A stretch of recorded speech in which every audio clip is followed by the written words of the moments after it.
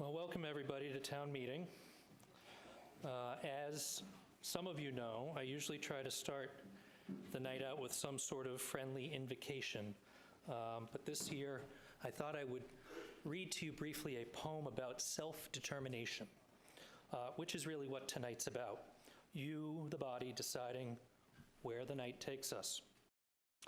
I hope the poem will also serve as a bit of a motivator to anybody who might be on the fence about whether to participate tonight. It is called Do It by Nadia Jackson. Can I do it? Will I do it? Should I do it? What if I do it? When should I do it? And what happens if I don't do it? Do I care? What if I don't do it, but I have to do it? Could you help me do it? Will you stand by me as I do it? What will you think of me if I do it? What will you think of me if I don't do it?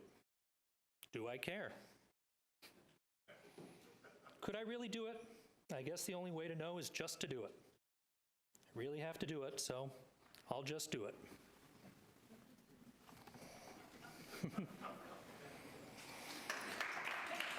Thank you. So I am excited to see a lot of new faces tonight. But for everyone's benefit, since we only do this once a year, I want to remind you of a few ground rules. The first being, town meeting is governed by state law and by Robert's Rule of Order. So some of the procedures tonight can be modified.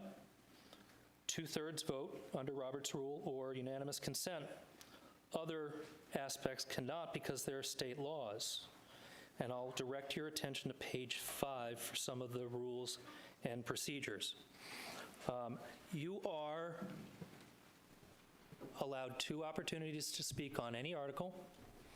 The first time when you're recognized by the moderator, and the second after everybody else who wishes to speak on the subject has had a chance. I'll ask you to please state your name, because we have to keep minutes of tonight. And most importantly, and frustrating to some, please use the microphone. This is being streamed and recorded, and unless you use the microphone, it's silence. It also helps for some folks who might not be able to hear, because you're directing your attention to the moderator and not directly to each other. I will also ask, if you're referring to a fact figure graph, if you could please reference in your comments the page number of the annual report so the rest of us can keep up with you. So the procedures are very straightforward, and this is one of those requirements. Reading the article as it's written in the warning.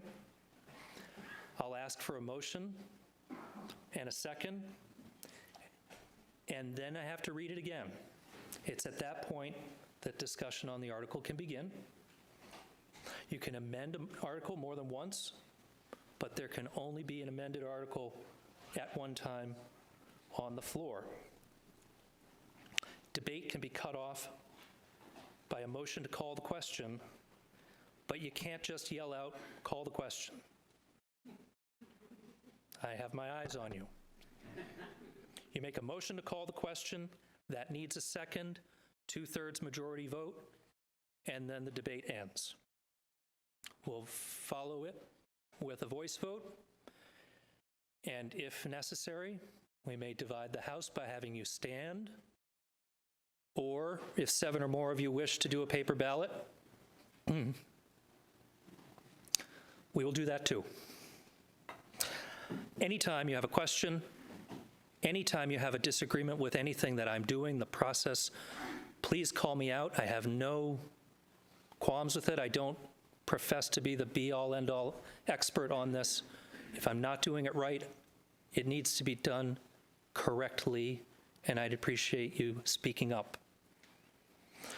So, the time right now, we're at 7:12 p.m., so I hereby call Hinesburg Town Meeting to order. Begin by reading the warning. Legal voters of the Town of Hinesburg, Vermont are hereby warned and notified to meet at the Champlain Valley Union High School Auditorium in said Town of Hinesburg, Monday, March 2nd, 2020, at 7 p.m. to transact business on all articles except Article 1, which will be voted upon by Australian ballot on Tuesday, March 3rd, 2020. Australian ballot voting will occur at the Town Hall at 10632 Vermont Route 116 in Hinesburg, with the polls to open on March 3rd at 7 a.m., close at 7 p.m. If necessary, the March 2nd meeting may be adjourned to the Hinesburg Town Hall at 9 a.m. on March 3rd to conduct any business left unfinished on March 2nd.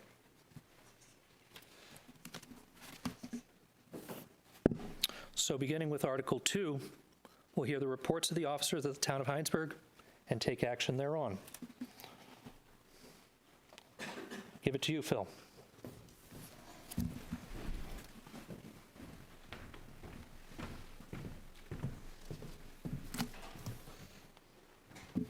Great.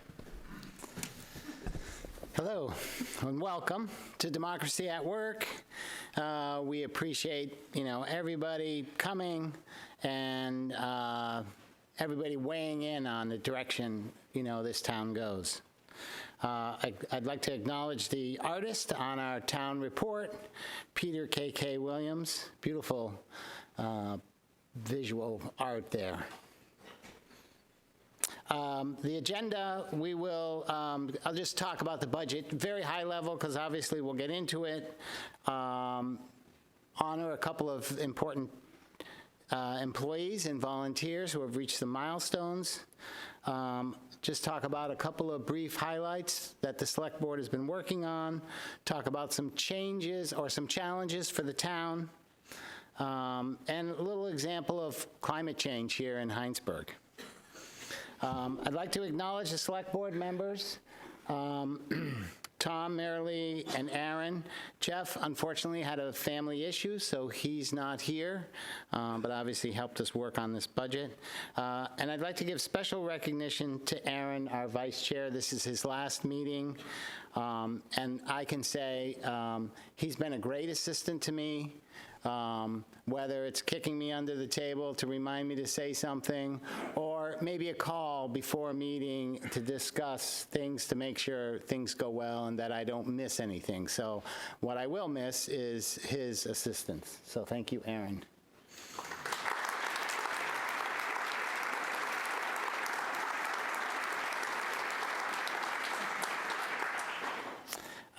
I'd like to also acknowledge Renee. She makes us look like we know what we're doing. The Assistant Town Administrator, Joy, and Missy. She's here somewhere, I'm sure. We have great department managers at the town, and they're a huge help in trying to get the town business done. It's been my priority and the Select Board's priority to be open and transparent. I've experienced when we haven't done that, and that does not go over well. It doesn't matter what the issue is. If you're not open and transparent, it tends to divide, and it becomes divisive. So that's been our goal, and if we haven't been that way, please point that out, because that's what we want to do. Let's see if this works. Okay. This is just a pie chart of the budget. You can sort of get a high-level view. You can see out of all the money we spend, 25% highway, 15% police, 10% on fire. The general government's about 22%. And then you can see the benefits of 9%. They get distributed among all the departments to the full-time employees. It was a challenging year. We started off, with a fairly large increase, but we have a very good budgeting process. With Renee and the department managers, they don't come to us with, like, here's everything we want. First, we look at what are we providing and where are the increases coming from. So they put it together. We have good discussions. We tighten our belts a little bit, and there's never any pushback, I think, from the department managers. They're in to do the right thing and to keep the budget reasonable. This year, we have a couple of additions we've added.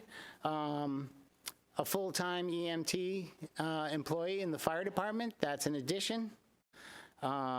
We added the Hinesburg Community Resource Center as a separate warrant item. You'll see that. But most of the increases you'll see is really just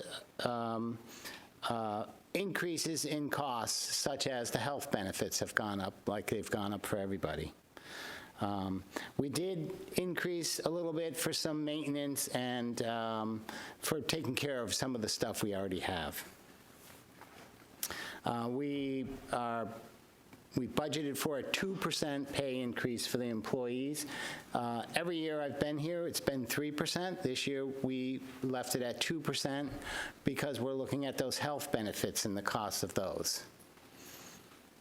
We are offsetting some of the budget through the fund balance, so $150,000 from the fund balance will go to reduce taxes, and $25,000 from it will go toward some capital expenditures so that we can save a little bit for future expenses. And that still leaves us with over a 10% fund balance, which is, as a goal, our policy is somewhere between 7.5% to 10%. So we still have a good fund balance we expect. So the bottom line for this year's budget is 2.8-cent increase. We have some dedicated people in the town. Tom Bovin is going to retire, and also known as Hot Dog, people know him. He's been working with the town highway crew for 30 years, so he will definitely be missed by that crew, and that crew does some outstanding work. Nearly 60 miles of road, and it's been 3 people doing all the plowing, sanding, and all the maintenance. So now with Tom leaving,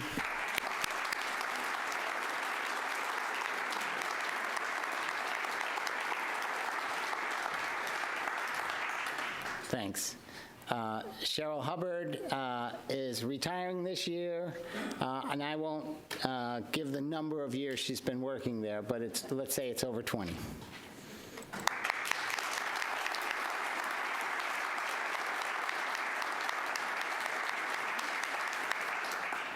Joe Iadanza, 22 years in the Planning Commission and leading that group. And during that time, we've seen the town change quite a bit. And, you know, that Planning Commission has done a lot for the future of our town. And so as additional development comes, you're really seeing the reflection of his and that team's work.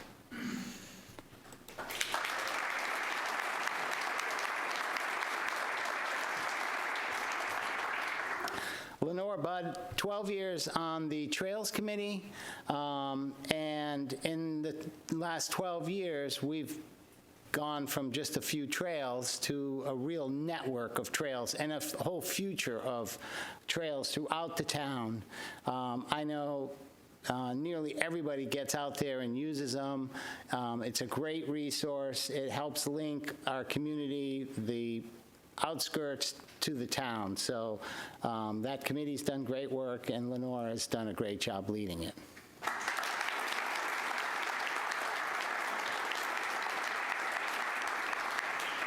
And then I'll just acknowledge the volunteers in Hinesburg. If you look in the town report, you can easily add up over 100 volunteers. And those are just the people listed in the town report. You know, they do everything from emergency response to the DRB, to the Recreation Committee. Hinesburg is really rich and blessed to have so many caring people working for us.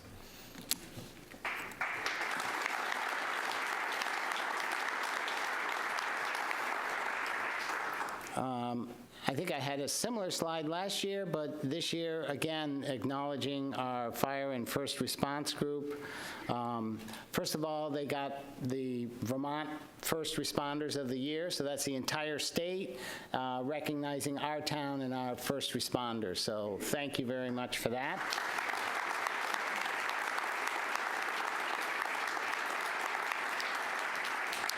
And they're getting that award while getting increasing call volume, and they've also increased the number of volunteers. So it's just a really great story. Katie Charbonneau, who had a personal experience and has turned it into a town-wide life-saving program. She's turning Hinesburg into a heart-safe community. And that is through the automated external defibrillators, the AEDs that are being put throughout the town, and giving people training on CPR. So that's a really a great thing. So thank you, Katie, for that.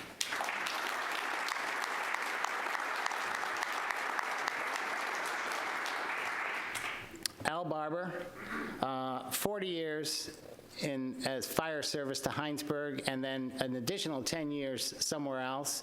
I think he started when they used to have horses pull that fire engine with smoke coming out the back.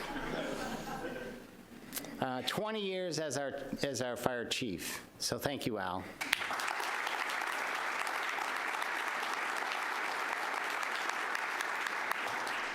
Randy Thompson, 35 years of service. Thank you, Randy.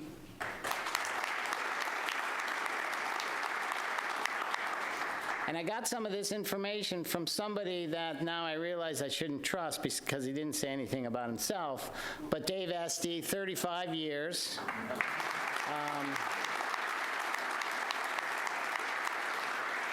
And over 50 years when you add Hinesburg and other town. So thank you.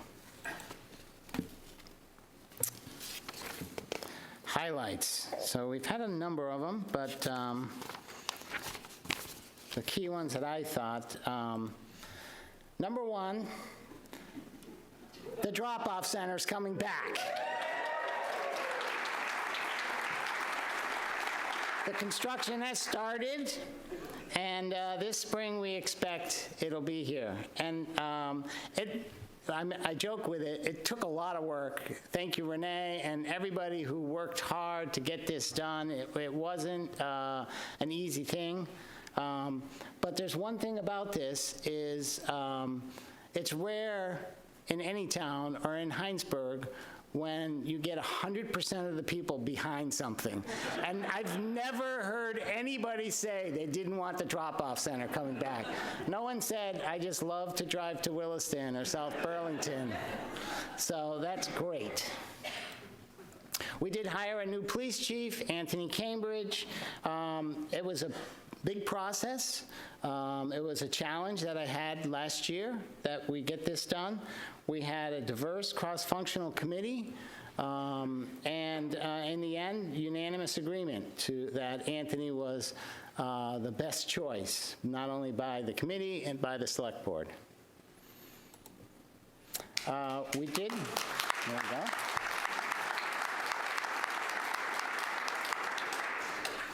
So we have developed and are close to completing, we will complete, a new water supply well. It's something that's been a challenge for us in town. It is, this new well is very promising. We've been working with BlackRock developer. It's on their property. They've sort of given it to us to use. It's got excellent volume, gallons per minute. It's got good quality of water, and it's got what everybody wants, location, location, location. So it is right next to where we want to pump from in our water building. So that is a great thing. And then last, I think a highlight is really the walkability of the village. We've increased some of our sidewalks. We've been working on improving maintenance. This year, we developed a plowing policy on, how often we plow and when, and it brought out a lot of people, which really reflected on how important the sidewalk structure is, how the sidewalk, how important it is for everybody and the value. And then, did I mention the drop-off center's coming back? We have some challenges. 3 of them were the same as last year. We made maybe a little progress on things. The first is the wastewater treatment permit, the new permit we got. That's going to require us to redesign the wastewater treatment plant. And so we now have a lagoon, so that's going to move out of the way. We're going to go to a sequential batch reactor, SBR system. It really goes from being a passive system, the lagoons where the wastewater goes in and sort of takes time, and it is in there for maybe weeks before it comes out. The SBR is going to be in and out within a few hours. So it becomes a much more active system, and it's the only way we would be able to meet the new permit limits. It could cost up to $10 million. We were going to try to do a vote this March, but we were unable to really get the funding, the grant and funding we thought we should be working for.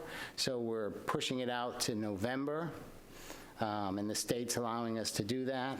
And an important thing about this new wastewater treatment plant, it is not about capacity. We don't need to do this to develop more of the village.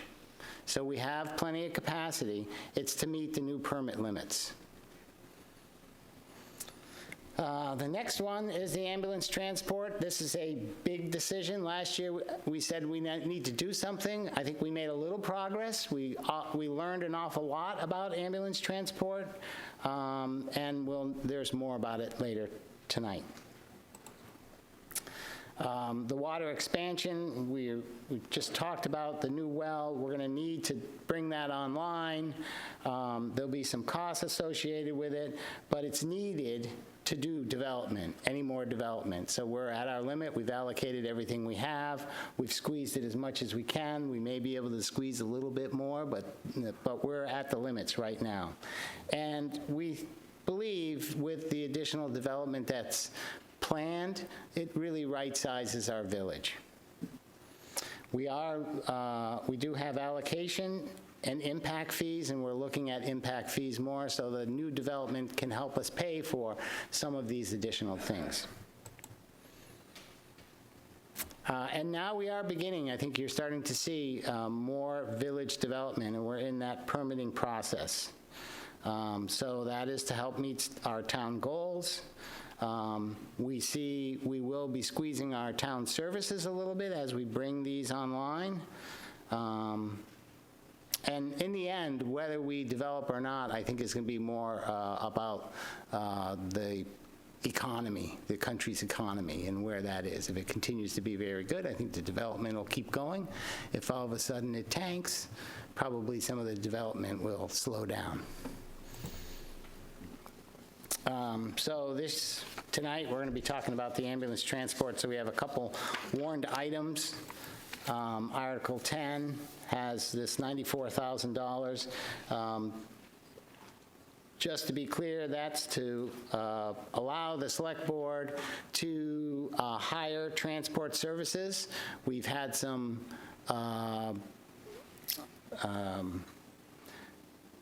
proposals from both Charlotte and Richmond, and we will work with that and negotiate some. There's a chance that St. Mike's may give us a little more coverage. We'll work on that. So now, if this warned item passes, the select board will work on getting that service so that we don't end transport service come July 1st, and we'll negotiate the best way. And the idea is that the services will not be will not be reduced from what we have today, which is St. Mike's. And then Article 11 is allowing us to put on Australian ballot the final decision on where we go with ambulance transport service. Hopefully by then, we'll have a good consensus on here's what it will cost if we want to do it in, if we want Hinesburg to do it, and here's sort of here will be a 5-year plan, so everybody will know what they're voting for.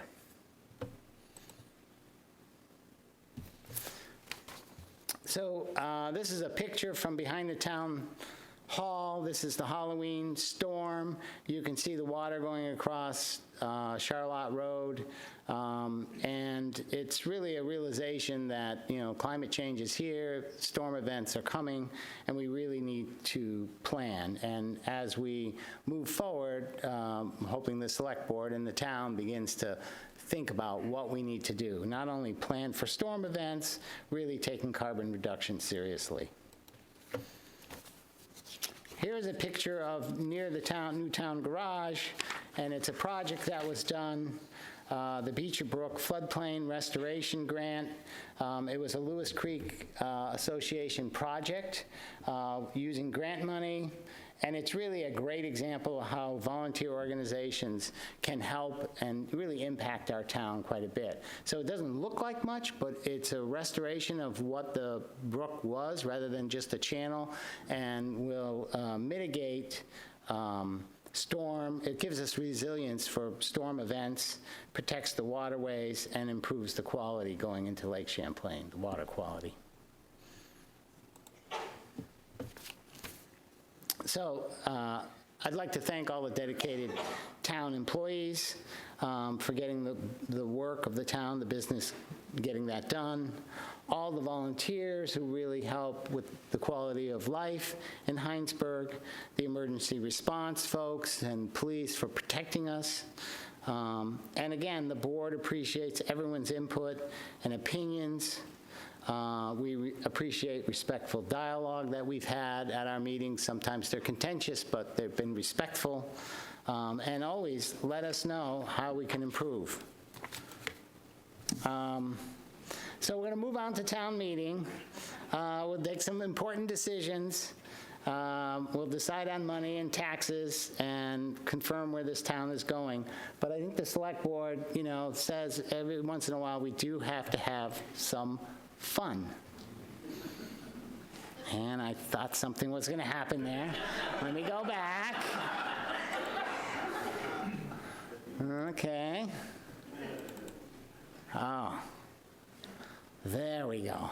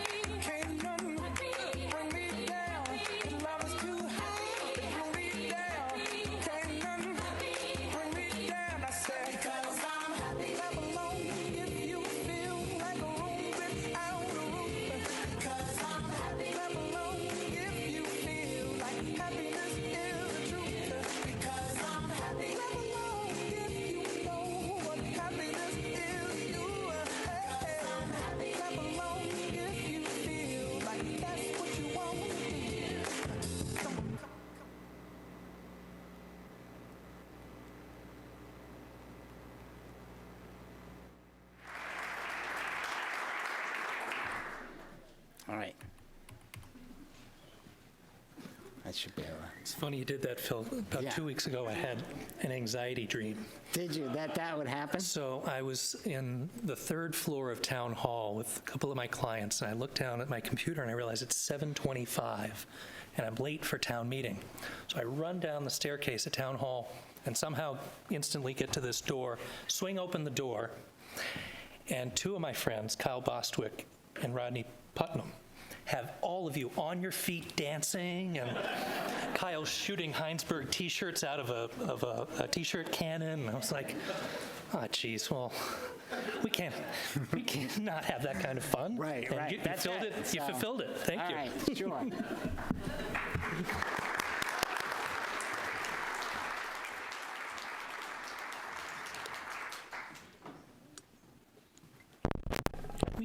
All right, so let's begin our work tonight.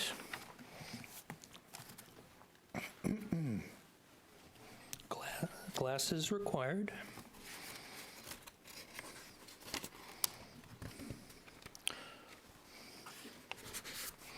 So Article 2 we can be a little less formal about. Does anybody have any questions on the makeup of the report?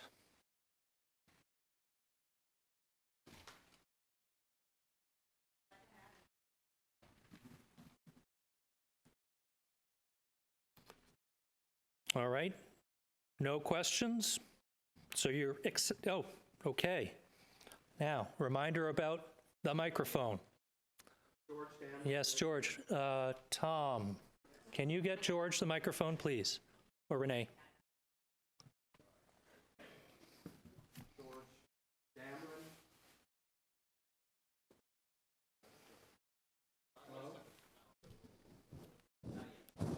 Well, I'll just talk right into it. George Dameron in the Village. I live in the Village. I just have a question. I know I could probably ask Renee just any day. I'm a member of, well, I live in the Village and I'm a major consumer of the sidewalks. And I was just wondering, I was going through cursorily the report, and I'm wondering I have two questions. One, where is the sidewalk budget listed? And two, is it increasing over time? I guess I have a third one very quickly, and that's with the village development that you mentioned at the end. Are the impact fees to make sure the sidewalks are maintained as well as built into the development plans for the village as well?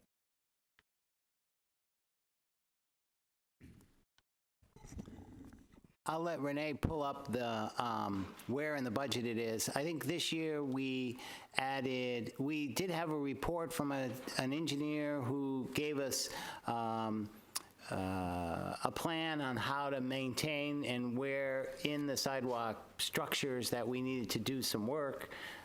We've been saving money every year, and this year we increased it. I think we added $15,000 to that sidewalk fund. I think we're up to 30, 25.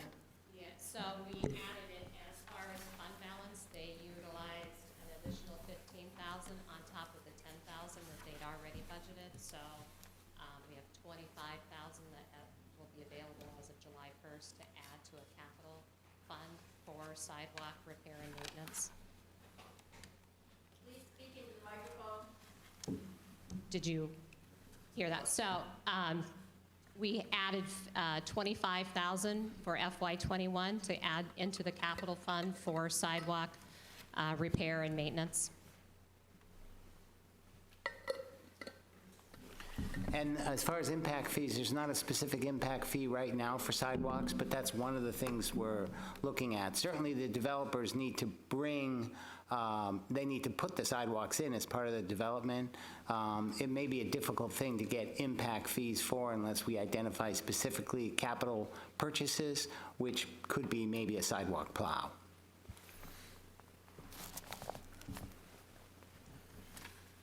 Okay, any other questions relating to the makeup of the report itself?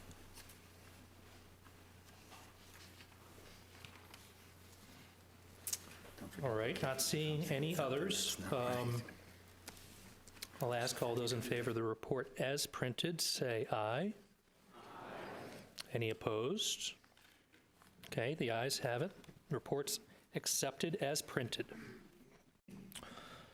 So let's move along to Article 3. Shall the I wondered, I did not hear a motion being made or seconded. So I wondered if that was necessary. Not necessary for Article 2. We're going to get into the much more formal process with Article 3. Thank you. Thank you for raising it. So, Article 3, shall the town approve a general government budget of $1,851,236 with the estimated sum of $1,380,036 appropriated from property taxes to defray the general government expenses of the town. May I have a motion? Thank you, George. And a second? Thank you. Article on the floor. Shall the town approve a general government budget of $1,851,236 with the estimated sum of $1,380,036 appropriated from property taxes to defray the general government expenses of the town? Any discussion? Ruth? Ruth Ayr, where do I find what is included in this article? So anything that's in this article is everything that's not voted on separately. So everything outside of the highway, fire, police, library, Hinesburg Community Resource Center, agency request review committee. All the other things in the budget that are in every line item are included in general government.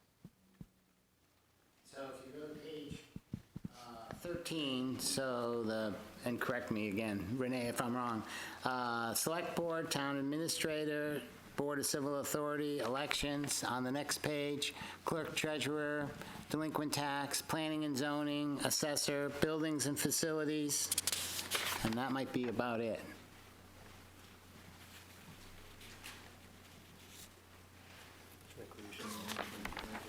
Recreation might be in there, yep, it is.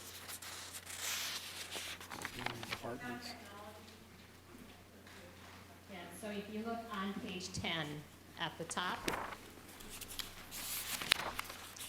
the memo, the general government. Is that what you were reading from, Phil?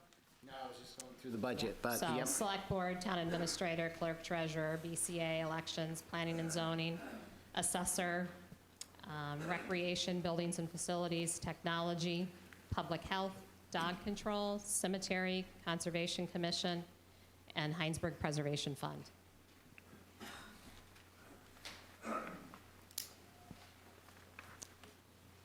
And then in addition to that, you'll have things that are below that with the insurances, benefits, and the intergovernment, like Green Mountain Transit, county tax, and the Lake Iroquois Recreation District.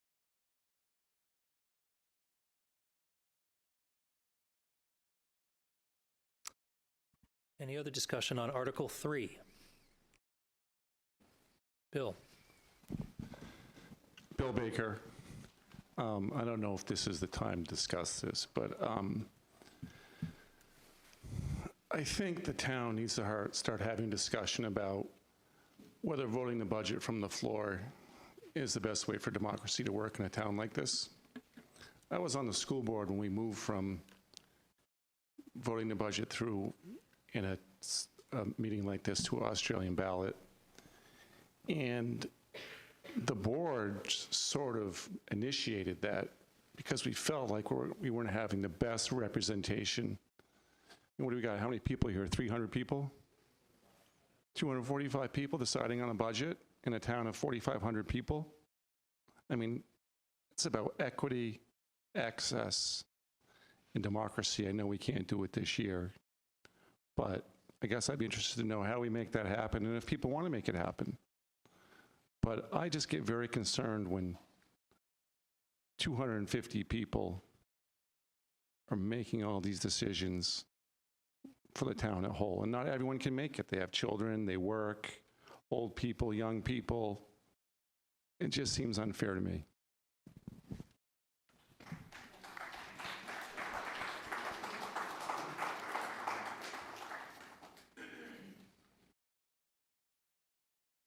Roger? Roger Cunliffe, I will mention that I think when the school budget got voted instead of at the meeting. I think your meetings got a lot smaller. Many fewer people attended to hear what was going on than when we used to have to vote the school budget by getting together and finding out what the issues really were. I could be wrong, but I think that's true. I'm going to ask you to hold out for a second, Bill, just until others may have had an opportunity to share their thoughts as well.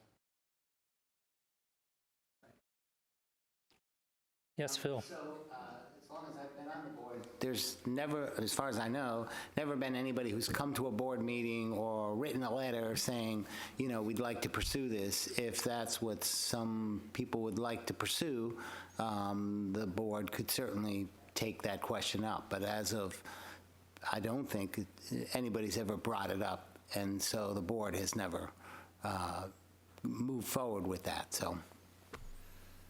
Some towns do that. I'm not sure what the percentage of towns our size that do that. I suppose consider this brought up. Yeah. So, Phil, can I just, Yeah.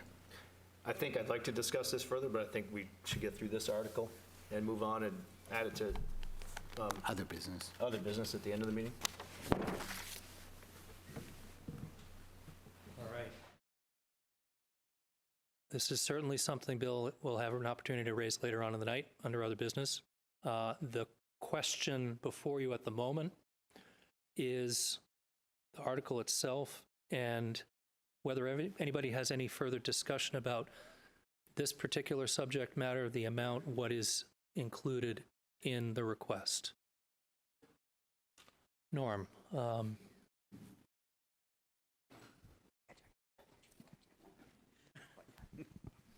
Okay. Where is the money coming from? Can you still hear me? Where's the money coming from that, what, get quieter? Oh, Norm Smith. Sorry, he said Norm. Didn't everybody know me? Okay. Where's the money come from that reduces the budget amount? We start out with like $1.8 million, and now we're down to $1.3 million. Well, we have expenses. Well, And then, yeah. right, so that's what we've worked on through the budget of how much we're going to spend. And then we have revenues coming from not just taxes, other revenues that come. And then we took some of the fund balance that we expect to see come July 1st and applied that toward some of the tax reduction. Does that answer your question? Okay, so you've done this through the next 4 articles as well, correct? Okay. Yeah. Let me answer. Right. Yeah, please. So what I think your question is, you're seeing 2 different numbers on each article, right? So the first number is the amount, the total amount of expenditures for that budget. And the second number removes the revenue that is taken from that budget. So for highway, there's state highway aid of $138,000. So you'll notice a difference of $138,000 from the top number and the bottom number. General government, there's a lot of different revenue sources that are outside of the ones that are offsetting the other budget items that are separately voted on. Thank you. You're welcome.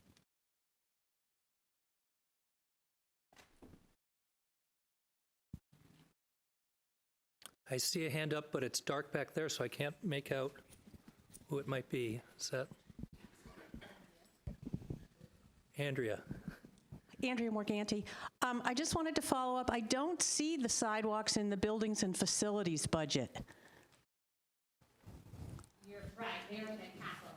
Oh, it's So- just in the capital, so Just there's... in the capital. Okay. So if you look at the capital transfer summary, you'll see the 10,000 and 15,000.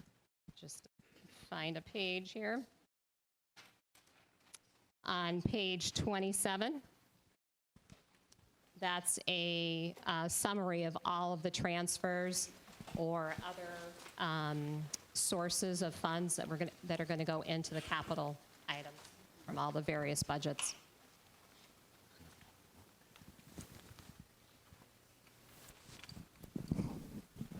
Carl. Carl Boland. Whoa. Just to follow up on that question, the sidewalk money that's in the capital budget, where does it show up as an expense somewhere else in the budget? Just in the capital improvement program? Under buildings and facilities, in the capital transfer line at the bottom is all of the you'll see here on the capital transfer summary that I was referencing on page 27. If you look at the second column, it shows the department. And so there's several different items that are listed under B and F for buildings and facilities. The total of those is totaled in the bottom left-hand table. So the buildings and facilities amount matches. If you go to the expense budget of the buildings and facilities, that same figure will show up on capital transfer under buildings and facilities. So the 34,337 on page... My eyes aren't working so well at on looking at page this, but 27? yes. And then you'll see that once you get to, you go on the general fund expenditure line to buildings and facilities, which is on line 93 through 110. If you look at line 109, the capital transfer summary, or capital transfer for that, that matches if you go under the second to last column, FY21 budget is Okay. 34,000. So the 622,320 at the bottom on page 27, those individual numbers are spread out in all the other Correct. So that bottom left-hand expense items. table shows all the different departments and what their totals are. And those totals also, you'll find them once you go through the general fund budget, the capital transfer line, which is typically the last line of each budget. Okay, thanks. Yep.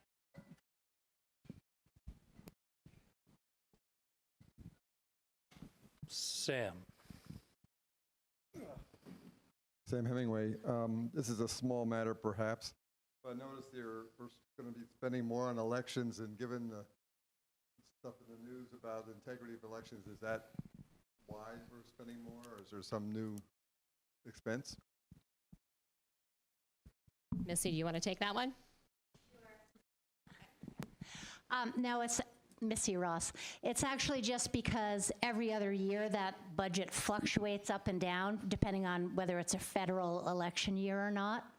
And so next year there are 3 elections that we have to budget for. That's why the number went up. Anything being done about the integrity of the process? No, there's nothing that we are paying for the integrity of the process. I mean, you know, our election system, I think, is incredibly good. We have a paper backup. We have machines that are not connected to the internet, so they're not something you can hack into on election day. And if and when the state decides that we need to increase security or change the system, then they typically pay for that by giving the towns the equipment that they need. So.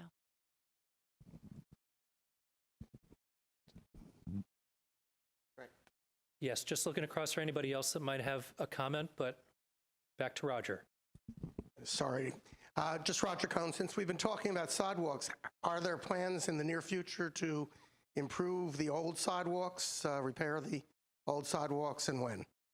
Yeah, so we did have an engineering report given to the select board this year, and a lot of that money, capital money, is going to be used for that. We have to decide exactly where. They've identified 5 or 6 spots that need work. We obviously can't do it all at once, but I think there's a realization, you know, over time that we've added a lot, and there's a little more to add, but now it's time to begin really maintaining it. And some of that capital money we've been putting away for at least a couple years now, maybe 3, for a new sidewalk plow too. So.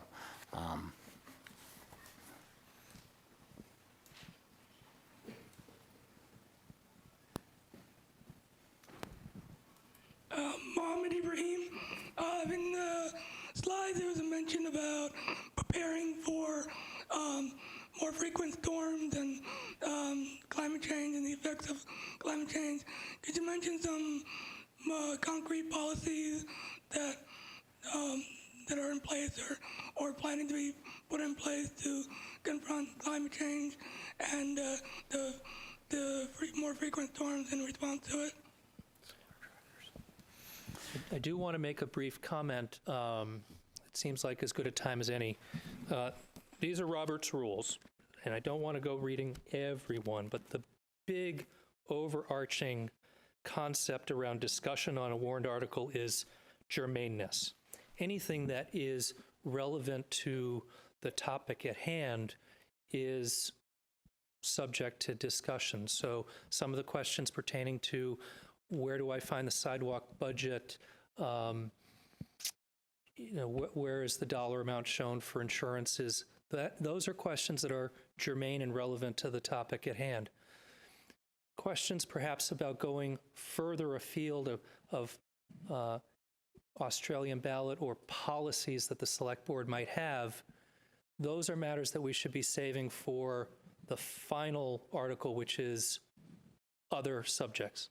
That's sort of the catch-all where people can ask these broader questions that don't directly relate to the warrant article that's on the floor. And the reason for that is very simple. As Bill pointed out, we have roughly 4,200 people who are not here. All of those persons were warned and given an opportunity to understand what was going to be discussed tonight. And it is fundamentally unfair to those folks for us to expand or significantly modify that warned discussion because they may have chosen to come otherwise. So I do just want to remind everybody about that, and I'll ask if you could maybe raise that issue and your question under other business. Okay? Great. Any other discussion on the Article 3 that is on the floor at the moment?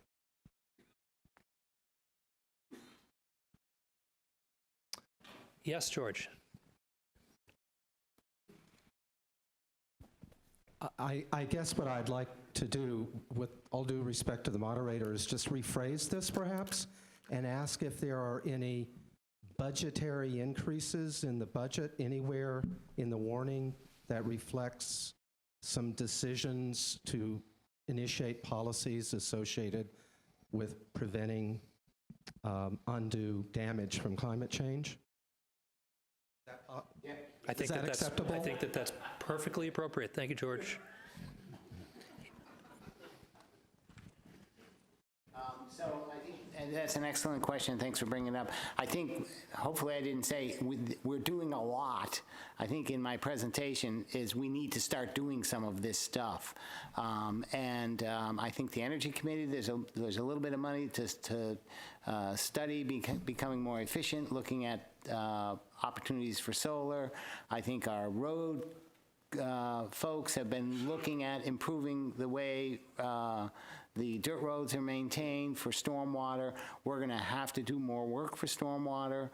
So I think it's really we do have some solar for the town, but I think it's a realization, and I think it's fair to say, speaking for the select board, this is something we got to start bringing into our decision-making process. Where, years ago, it wasn't part of it. But the Halloween storm is really a wake-up call, that it doesn't happen every 50 years. Now it happens every year, it seems.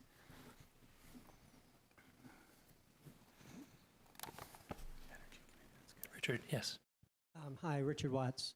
I just want to point out one thing, that what fundamentally separates town meeting, what we're doing right now, is that every one of us is a legislator, and we have the right to amend the budget or to change or make decisions about what is put before us. That's fundamentally different than an Australian ballot where you vote yes or no.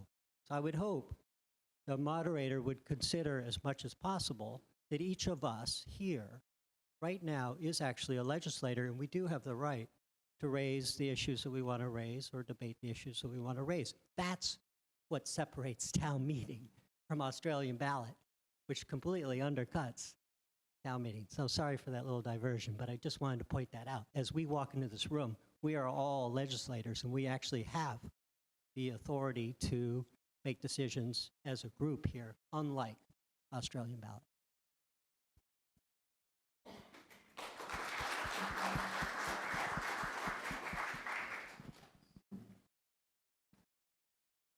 I'm looking for any other hands discussing Article 3. But not seeing any, it appears that you are ready for the question. Article 3, shall the town approve a general government budget of $1,851,236 with the estimated sum of $1,380,036 appropriated from property taxes to defray the general government expenses of the town?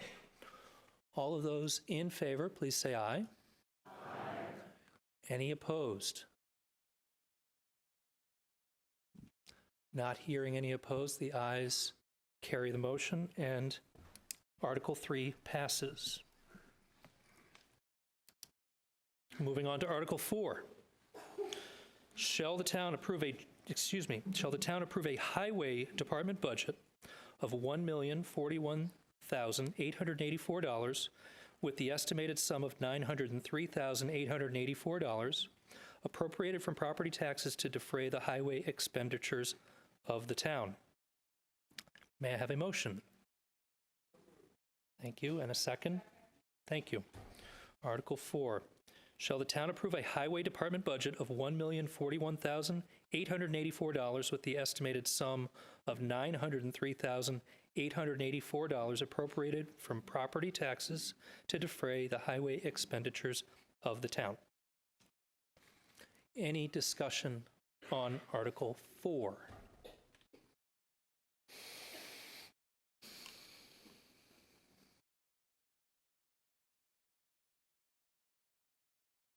Andrea.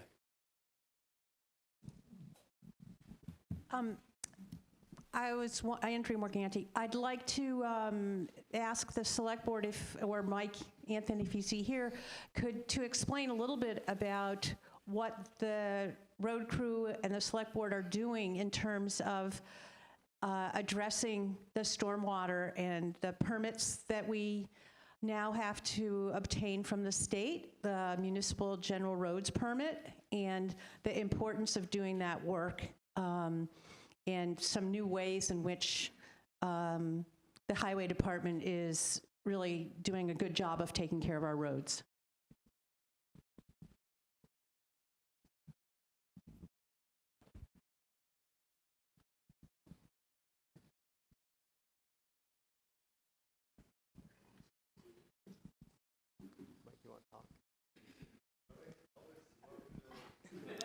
Even though you're in the dark corner, Mike, I can see you. Close so nobody can see me. Mike Anthony, the road foreman.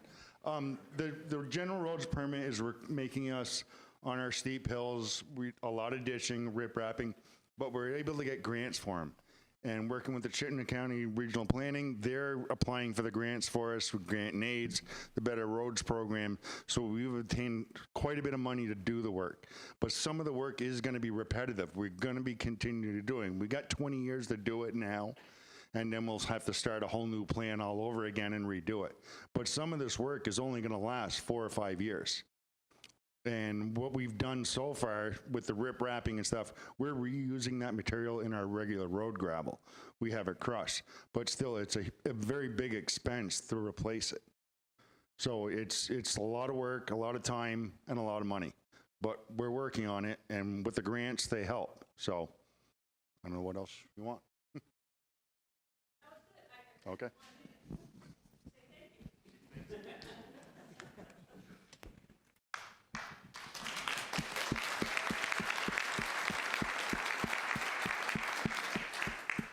Tom.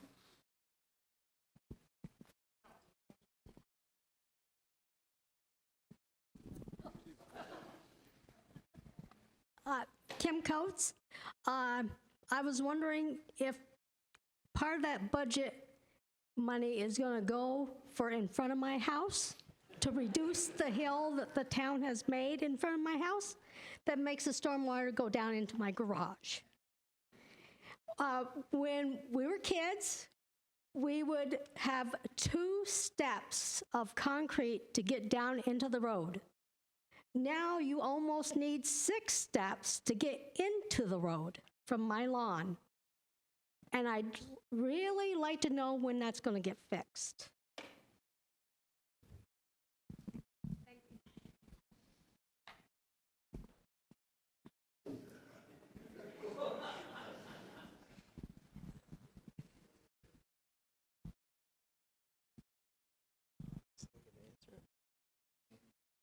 I guess we don't have a specific answer for your specific spot, but it's something the select board could take a look at and with Mike. I did send a letter during the budget meeting. I didn't hear anything I don't from Renee remember. about it. If it was going to be discussed or not. The area that she had highlighted in front of her property. We didn't end up putting specific money or funds for that project, but we did discuss it.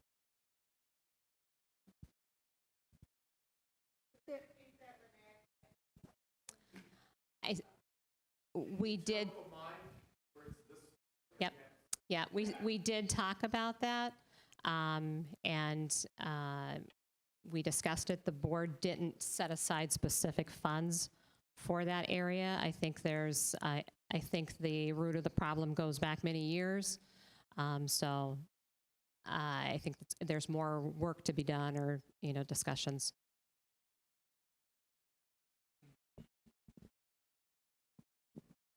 Another issue is the road dust in front of my house. I've requested from the younger member of the road crew last year, if there was any way possible, they could go from doing the hill section to go past my house. So when they do the road dust control, they can go past my house.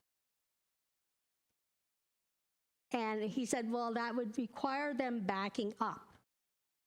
But on December 17th of last year, they were going speeding by my house at 11 o'clock that morning in reverse.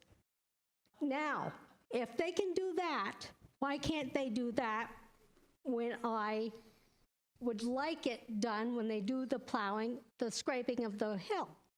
Go past my place and then back up so I can at least get some dust control and not have to have the summer of no windows open.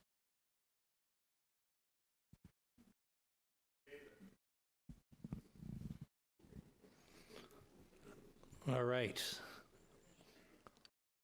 Any other comments on Article 4, unless the Select Board wishes to speak further? I think dust controls come up several, every year almost. And it, we've talked to Mike, and it's a difficult thing to do. It has to be applied at the right time, under the right conditions. Otherwise, it just dries up and blows away. So that's a challenging thing to get right for everybody. And I think there's a line item in there for $40,000. So we did increase that budget.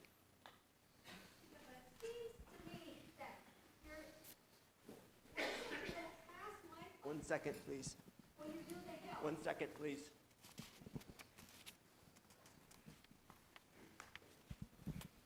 Why do I have to wait like 2 weeks after they do the hill to have in front of my house done when it's less than 1/10 of a mile from Seneca Creek, where they turn the grader around when they do the hill? Isn't there any way they can go past my house? It's only like 1/10 of a mile, if that. So when they do the dust control on the hill, they do pass my place. Because most of the time you wait. They wait and wait and wait. And then you all cry, oh, it has to rain. Well, it has rained when you do the hill, but then you don't come back the next day and do past my place and the rest of the road to the town line. Isn't there some way you can do the whole section of Hinesburg on Texas Hill Road in one day versus trying to cut it up in half and wait 2 weeks between halves? Does it make more sense to do it all in one day? Get it all over and done with dust control the whole length? Maybe the next day?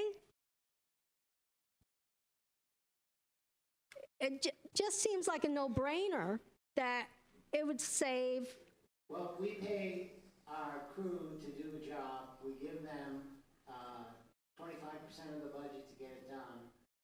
I don't think that work is a no-brainer. So we've registered your complaint, and we certainly will take a look at that and have a discussion.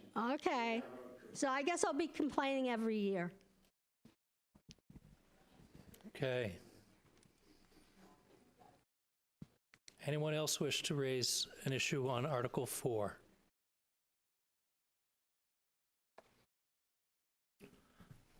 Not seeing any other raised hands, it looks like you're ready for the question, which reads, shall the town approve a highway department budget of $1,041,884 with the estimated sum of $903,884 appropriated from property taxes to defray the highway expenditures of the town?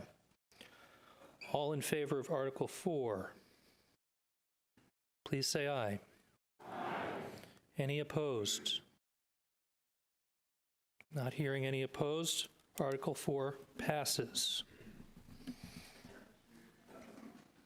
Article 5, shall the town approve the Hinesburg Community Police Department budget of $606,783 with the estimated sum of $560,283 appropriated from property taxes to defray the police expenditures of the town?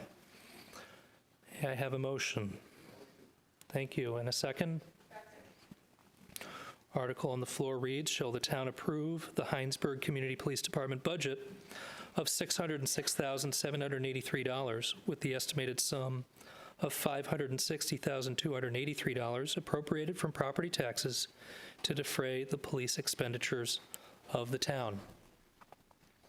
Any discussion on Article 5?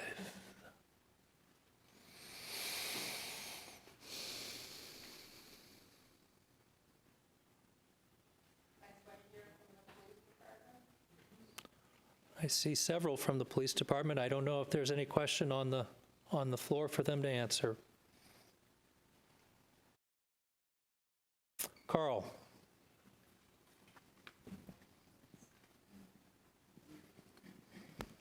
Carl Bolin. I guess I just have a question on the full-time equivalents. I assume it hasn't changed from last year because the total budget hasn't really gone up that much. But if someone could say the full-time equivalents of the police force in the budget we're voting on versus the full-time equivalent of the budget we're in, that'd be helpful.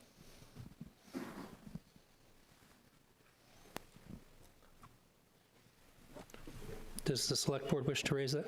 It's 6 full-time equivalents. Right, Anthony? Vicki.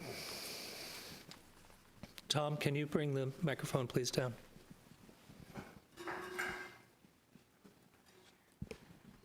Vicki Matthews. I want to know what's the deal, or how is the drug problem in Hinesburg? What's happening with the schools with the drugs? I don't know if I've seen anything on that. Just want to know what's going on.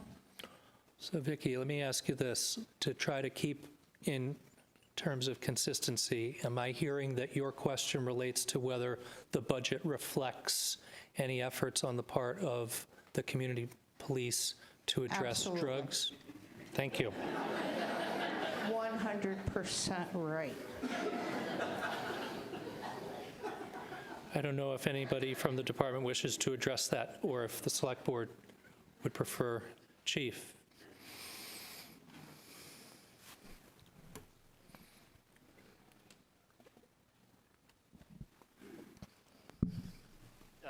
The first question was, our staffing levels. Our staffing levels have not changed since 2012. Even though our staffing levels haven't changed with the 6 full-time equivalents, things are changing in the community as far as the drug problem is getting worse. So we do what we can when it comes to proactive policing and trying to tackle the drug problem. But if we want to continue to focus on specific areas, right now we've been focusing on taking care of the bus issue. That was a huge concern for a lot of people. But if we want to tackle specific things, as the town grows, we're going to have to choose what we dedicate moving forward with extra people if the time comes that we need to do that, if that makes sense. Chief Cambridge. I think we haven't changed the full-time equivalents for a number of years, but there was a discussion at the select board level this year with Anthony about, if and when that might be appropriate. So depending on the growth and changes of what's happening in town. I'm going to ask, thank you. Valerie Spadassini. At the last select board meeting, they approved Chief Cambridge to apply for a COPS grant. That is not included. If it's approved and they decide to get someone, that is not included in this budget. Will there be a separate public hearing on that if we are awarded it to decide whether or not the town wants to include that extra money?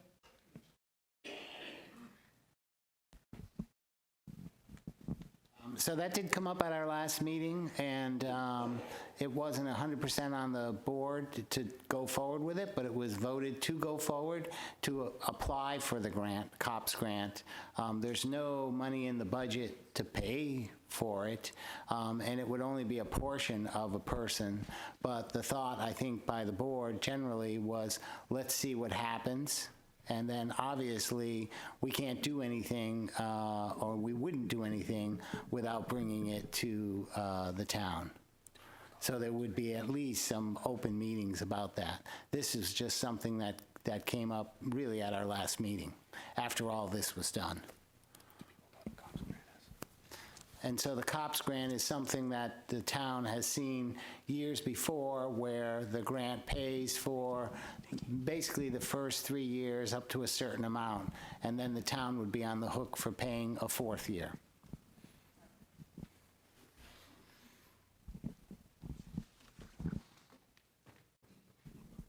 John Kadash. This is on page 16, where the police department is broken down, their various expenses. And I see line 118 says public outreach, $900 for the coming year, $752 for the present year. Are there other items that I'm not seeing on this list that go into this effort to deal with the drug situation, which the chief indicated was a major priority for the department right now? Can you point me to some other expenses that go along with this rather meager $900?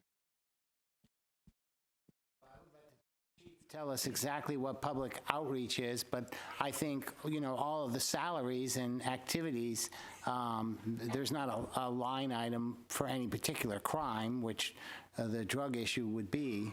So it would be a portion of all of that activity, and maybe Chief Cambridge could tell us what this specific public outreach is.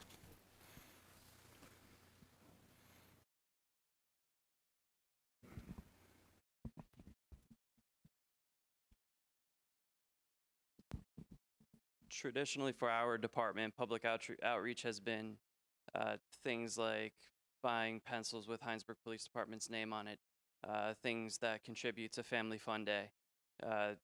I focused more this year, as opposed to what Frank has done, is on things that I felt would that we could take with us year after year. Certain things that one of the things was we bought a background fake prison thing, so that when the kids came on open house day, they could take a picture behind that, and that's something that we could use year after year. I think that having that public outreach money is good. We get slap bracelets and pencils and things for the big truck day, functions that happen throughout the town, and the police department's able to sort of get out there and talk to kids and stuff like that. As far as the drug problem, I like to think that we're sort of an island from our neighboring towns where we don't see as much of the things that they're seeing, particularly because we have a police department. It's a lot easier to, if you're on drugs, to burglarize a house in Charlotte than it would be in Hinesburg, because response time for state police could end up being 40 minutes to an hour, not because they're not doing a good job, but because they just don't have people in the area. We could be there in 5 minutes. So we're not seeing it as bad as our neighboring towns are, Shelburne, Williston. We're not seeing it because we are proactive and because we do have a police department. As things get worse, and you're starting to see things get worse in South Burlington, you're seeing armed robberies. You never saw armed robberies, 5-10 years ago. And that's specifically because of the drug problem. The thing is, though, we can't do proactive policing when we're running single shifts. And that was something that I was trying to get across with the cops grant, is we're running 6 single shifts, and we're on call from 11 p.m. to 7 a.m. We're running 6 single shifts per week. If we were to pull cars over and because we know there's a drug house and we're trying to get people coming out of there, it would be impossible to arrest somebody, because then we have to call somebody in, and then we have to pay that person overtime. So it sort of snowballs if we were to pull somebody over and they had a warrant or anything like that. So the more proactive policing we can do and sort of get ahead of this drug problem, the better off we're going to be. But as of right now, we are not being hit as hard as the other towns are.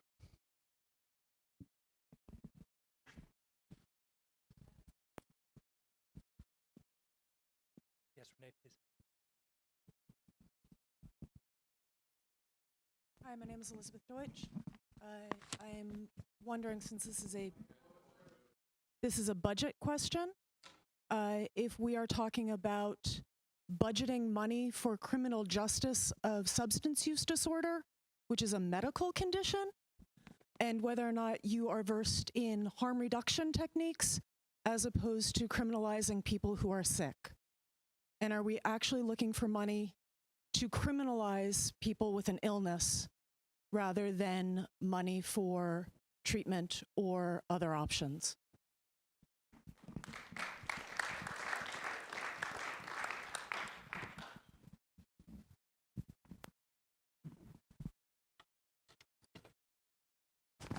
Vicki Matthews again. I guess I'm a little confused, sir. If the drug problem in Hinesburg is really bad, I don't think pencils and slap bracelets are going to fix it. I honestly don't on that. There's a lot of drugs in this school. I know we're not South Burlington, we're not Rice, we're not Burlington, we're not any of those. We're Hinesburg. And we have a drug problem here. And I think with a budget of almost $750,000, I mean, right now we've got, $900 for the pencils and the slap bracelets, and nothing to help with a drug problem. I realize drugs are an illness. There's nothing in there for that. But, ask the guys on the rescue. I don't know how many overdoses they've had. I guess I'm a little confused and very disheartened by our police department.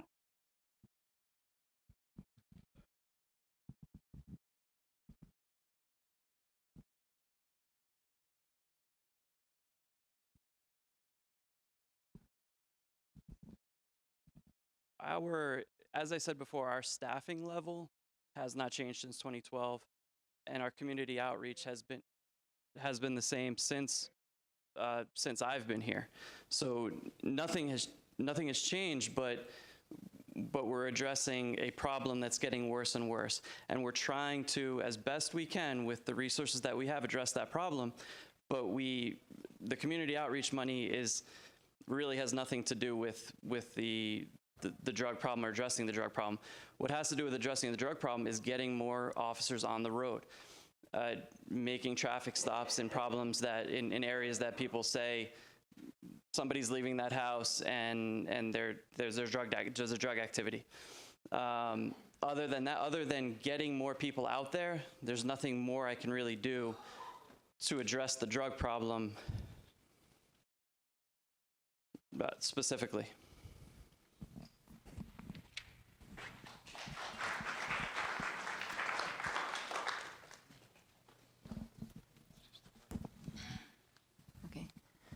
Sharon Lee Treffry. My question has to do with where the responsibility lies for addressing substance abuse disorder.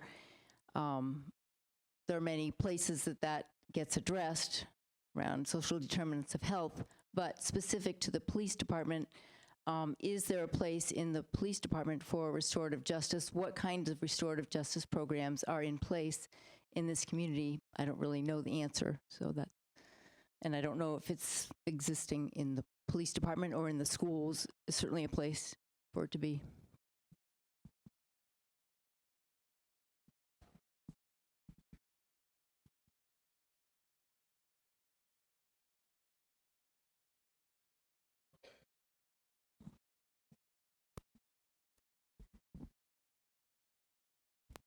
Our restorative justice program is through Williston, and we do use them as needed. Since I've taken over, we have started to utilize that more. And I'm 100% for helping somebody in whatever way we can. I certainly don't want to criminalize a drug problem. We want to help out in whatever way we can, and we want to tackle the problem in whatever way we can, in whatever way the community wants us to.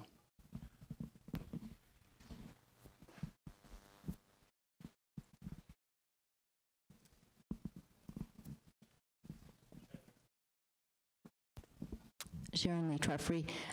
Could I ask that a future report include data on the restorative justice activities that relate to Hinesburg residents, either from the select board or from the police department, and to include some targeted goals or outcomes expected based on trends that show in that data?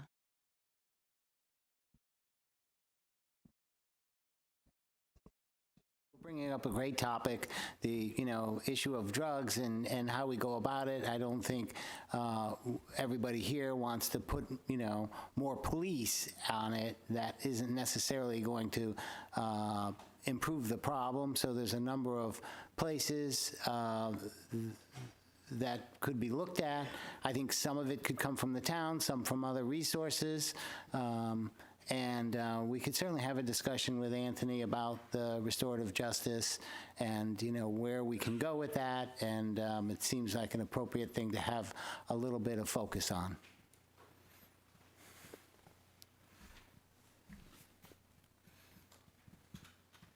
Elizabeth Deutsch again. I'm still wondering whether or not there's a harm reduction model in place. And I'm also wondering if this budget actually includes money for additional police officers, and what data is there to support this drug problem that's getting worse, and what sources are you citing for that?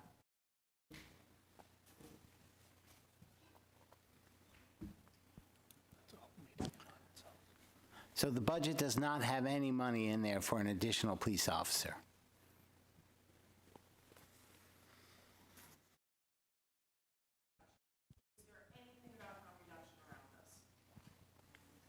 I would say nothing specific. So it's a fair question.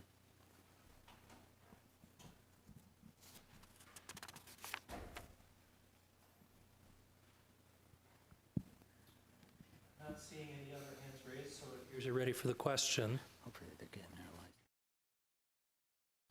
Article 5 on the floor reads, shall the town approve the Hinesburg Community Police Department budget of $606,783 with the estimated sum of $560,283, excuse me, appropriated from property taxes to defray the police expenditures of the town.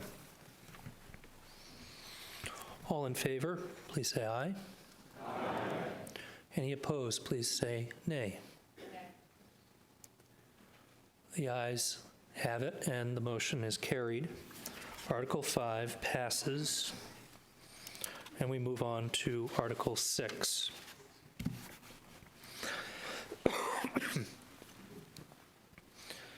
Shall the town approve the Hinesburg Fire Department budget of $434,503 with the estimated sum of $394,503 appropriated from property taxes to defray the fire expenditures of the town?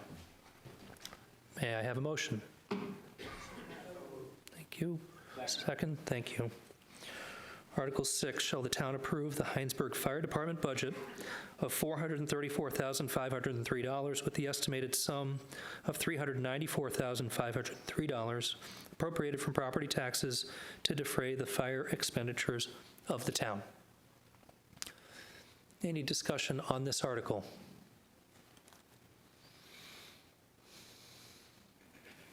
Yes. Debbie Light. I was looking through the increases in the town report and noticed that the increase for the fire department budget was something like 40%, 39%. I think it was in your summary. So I was looking at what that was about. And what I realized is that there's an extra or a new employee added. And I didn't think that we made any decision to add employees to the fire department budget.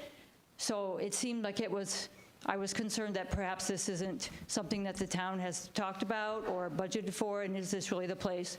It seems to me maybe this goes along with the whole ambulance question and should be put to that question and not be added. The other concern I have about the 50,000 and the 5,000 for FICA is that actually it really is understated there, because I talked to some officials in town, and actually there's an additional up to $35,000 in benefit costs if the person were to take a family plan, and then all the other insurances that go along with it. So that 50,000 is for a new employee is actually could be as much as $89,000. And we were just talking about, do we want to add a policeman and the money that it costs and how our taxes are going up? I mean, there's a lot of things that go into a new employee. And I just don't think that we're at the position to be adding one without having it be a town discussion. Phil. Yeah, good question. We have been discussing this for the last probably 3 months at every select board meeting. So it's been discussed. You're right that this $50,000 line item does not include the health benefits. Those health benefits are stretched out among all the full-time employees. So if this new person was to get a family plan, it would be, far more than the $50,000. But it's been discussed for a couple of years now, at least 2 or 3, that during the daytime hours, Monday through Friday, there is very little EMT coverage. And so the idea here, after much discussion, is that by having a full-time person there, there's that much more that can respond during those times when it's difficult to have volunteers, and also to help maintain and organize the volunteer structure. So there's a lot of work in the background that has to happen when you have 50 volunteers, and this particular person would not only be available, but also help manage that structure. So I think there's about 50 volunteers, and so it's difficult to have an organization of that size without having a full-time support. So, and this really doesn't have anything to do with the ambulance. This is our emergency responders. So, and so, I agree, if this is the first time you're seeing it, you're saying this is a big deal, but we've been talking about it, it's been in the budget for quite a while now. And I'll look to the chief. If I say anything that's not correct, correct me. It was not a decision taken lightly. There was a lot of discussion behind it. Greg Matthews, sidewalk walker. I walk all over the sidewalk. Thank you for putting them in. The fire department used to be made up of farmers, people that worked and lived in this community, and spent a whole lot of time in town. Now a lot of our fire department made up of people that work outside of the community.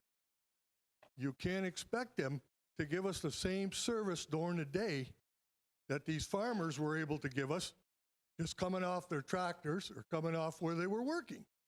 That's where that volunteer force came from. This force has changed.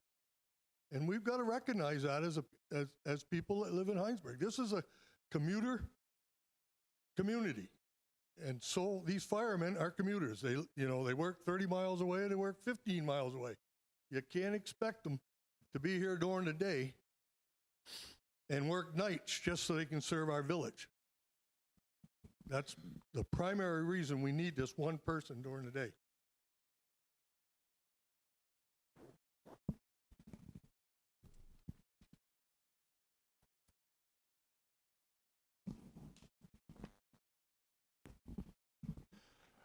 Rob Bast.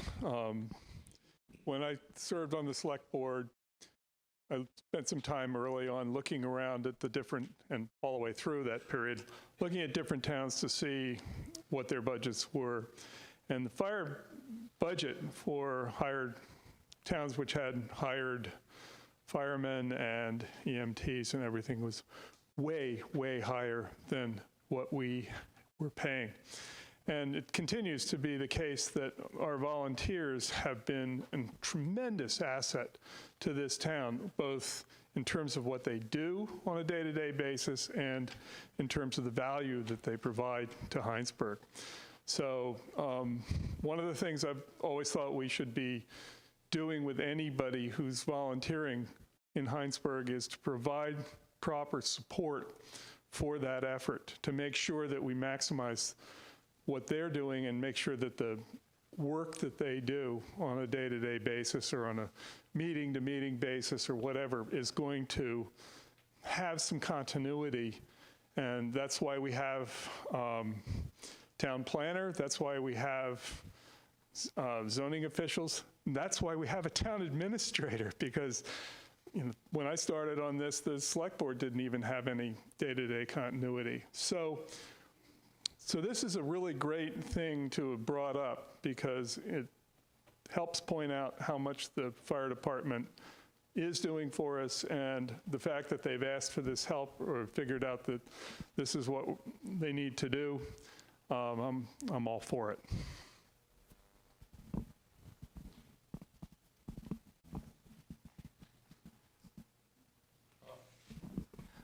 Carl Bowen, I just had a quick question to clarify. The call reimbursable, the line item in the fire, is that the payments to the volunteers per diem, or is it something related to St. George? It's the first number, and it's $52,000 in the budget, but I'm not sure what call reimbursable is. Al Barber, Fire Chief. That's for the on-call pay. So when you're at a call, you get paid minimum wage, basically, and a little bit above on some of the other, depending upon the level of training. So we do pay a little bit more. So it originally started out as a stipend, and because of workers' comp and some other things, we follow the regulations around that.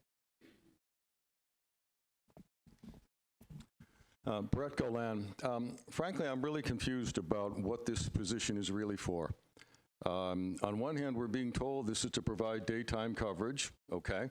But if you look on page 61, it says part 2 of the proposal is about getting ready for our local ambulance service. And it really concerns me from the perspective of a financial manager, and I'm going through budgets of a $40 million organization right now, that it seems like we're putting money into an option that's taking us down a road when we've just said we're not going to make a decision on those options until next fall. And it's very hard to back off from an investment, even a fairly small one relative to the whole investment, once you've made that, because it involves basically admitting you made a mistake. So I'm kind of confused based on what I see in the report as to what this position is really for. Thank you. Want me to answer that? So what that position is has really nothing to do with the ambulance. That is simply giving us daytime coverage for fire and EMS calls. So whether we have an ambulance or not, we need a first responder in town, because this past year there was 4 EMS emergencies, which we had no one go to. So I've been chief for 20 years. Up until about year 18, we had never missed having someone at an emergency call. Then it started with 1, and now it's 4. And one of the things about that is, you know, it used to be we'd have 1 call at a time, and we hardly ever had 2 calls at a time. And past year, we had 69 times we had 2 calls at once. And now we're beginning to get 3 calls at once. So it really doesn't have anything to do with its administrative work. We don't do anywhere near the fire prevention work we should at the schools. We don't even go into the high school for anything. We go into the grade school and the community school 1 day a year, which really is not the way to conduct the fire prevention program for kids. Tons of administrative work now because of all the requirements that everybody has for, especially on the EMS side, tracking all the training that they have to do. One of the things that burns out volunteers a lot is having to go down at night to check equipment, because there's a lot of the equipment we have to change the batteries in every day. Most of the EMS equipment, it's almost every day you have to change the batteries in the 12 lead, which is the heart monitor, and also the CPR device. And so, you know, it's important that those things get done. Well, if we take all the time from the volunteer and they're doing just that instead of doing the training, it just burns people out. And we're trying to avoid losing volunteers. So we're trying to put in a support person. And like I say, they're going to respond to daytime EMS calls, and they're going to respond to daytime fire calls. But that's where it ends pretty much. I mean, they'll get involved in setting up trainings. There's a myriad of things that they need to do, but it really has nothing to do. If we don't get an ambulance, that person's still going to do the same thing. In fact, that person will be even more important, because with an ambulance, you get almost an immediate response, and you'll have the ambulance at your house. Without the ambulance, you still need somebody at your house doing the emergency care until the transport ambulance gets there. And that's really what this person is about.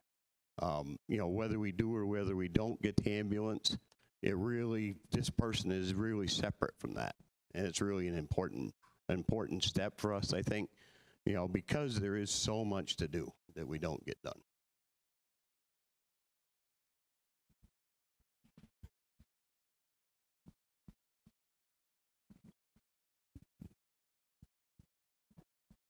Further discussion on Article 6.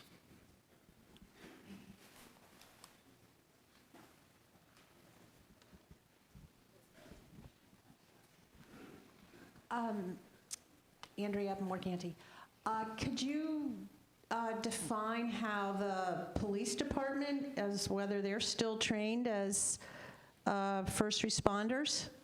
Are they helping to cover that daytime coverage?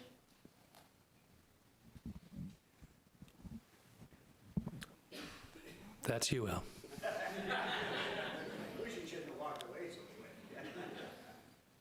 So the short answer really is for them is yes, they are trained, but they've got the same problem we have. They're busier, getting busier. And, you know, if you've got a critical EMS call and they're there, and then they get a critical police call basically takes precedence, depending upon the situation. So, you know, they are trained, yes, they're trained, and, you know, they train with us all the time. So, and it's working well.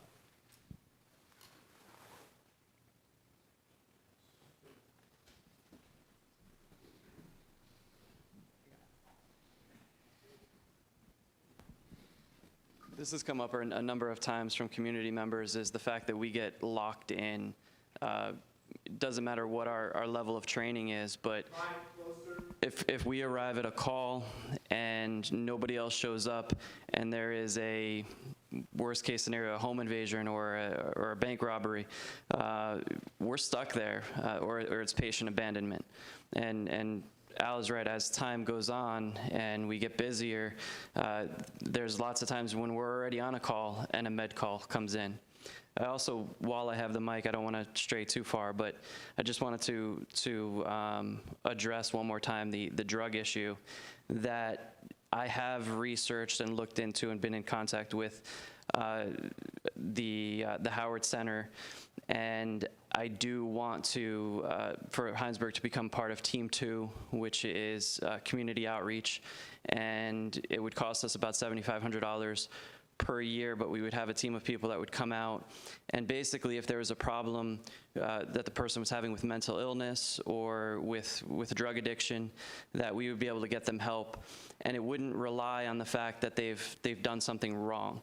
What we don't want to do is get somebody help based solely on the fact that we're holding over their head that they've got something, that they've done something wrong.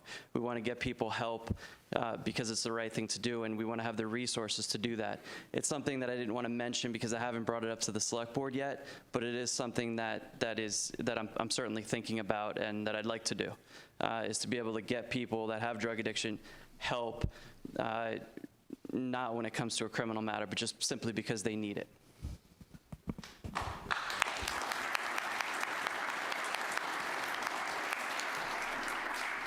And just to answer Vicky's question from before, or whoever, we probably don't see a lot of the drug overdoses that actually occur.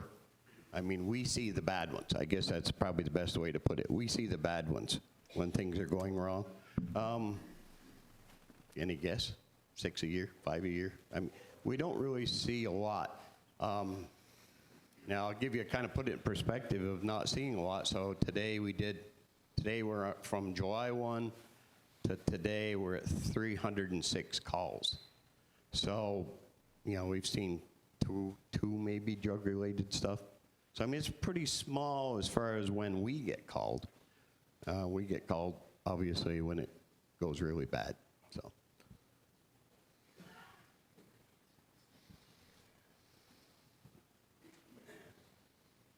Bill. Bill Lippert, Hinesburg representative. I want to just comment that, to put a little broader perspective on this, in the legislature, both in the House and the Senate, we are looking at issues of how to support emergency medical services. Because the issue we're talking about here tonight in Hinesburg is not just a Hinesburg issue. It's an issue all across the state, where communities are no longer being able to recruit and retain volunteers for emergency services in the way that we used to. So there's enormous pressure as people's lives get busier, as people's lives, their work is outside the community in which they live. Many, many communities are facing the exact same pressures that we're experiencing here.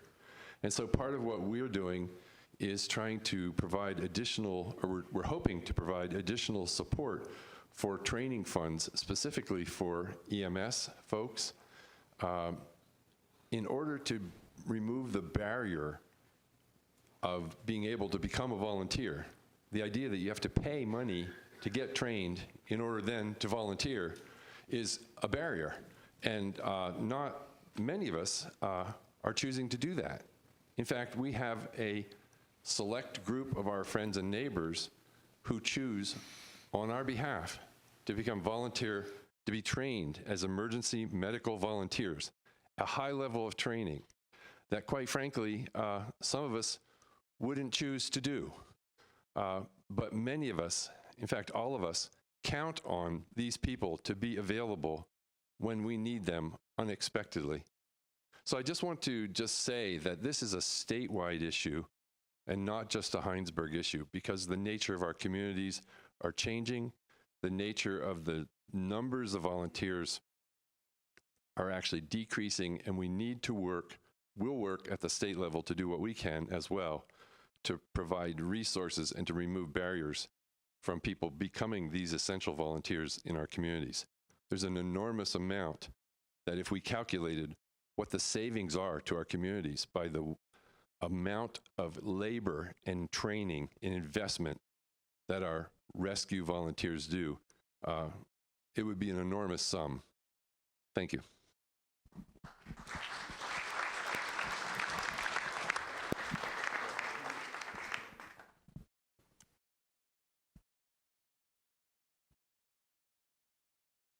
Any other comments on Article 6?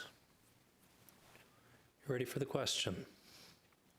Article 6 on the floor reads, shall the town approve the Hinesburg Fire Department budget of $434,503 with the estimated sum of $394,503 appropriated from property taxes to defray the fire expenditures of the town? All in favor, aye. Aye. Any opposed? The ayes clearly have it. The motion passes.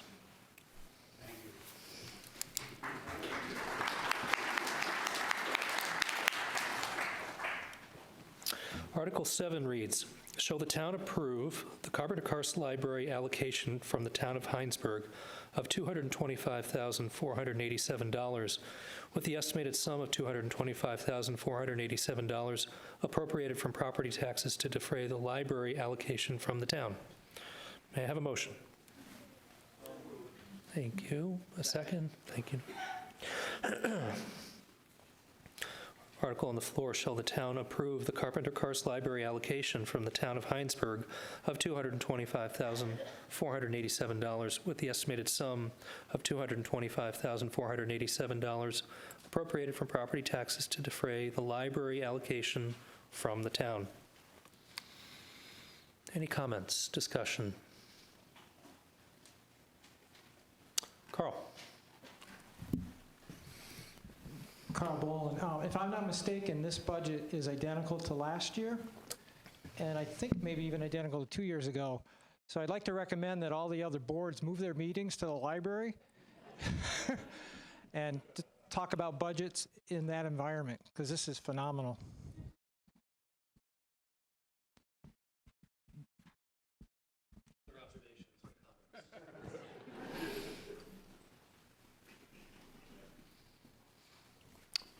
I am seeing a raised hand. Paul? Paul Lamberson, Treasurer of the Board of the Library. And thank you, Carl. And also, I just want to acknowledge what is holding level year to year is our ask from the town. Our operating budget is changing, but we acknowledge that what we're asking from the taxpayers was what we're holding level in this budget. Thank you to all the generous donors who are backfilling that growth that we require in our budget, but through your generosity, we're able to protect the taxpayers.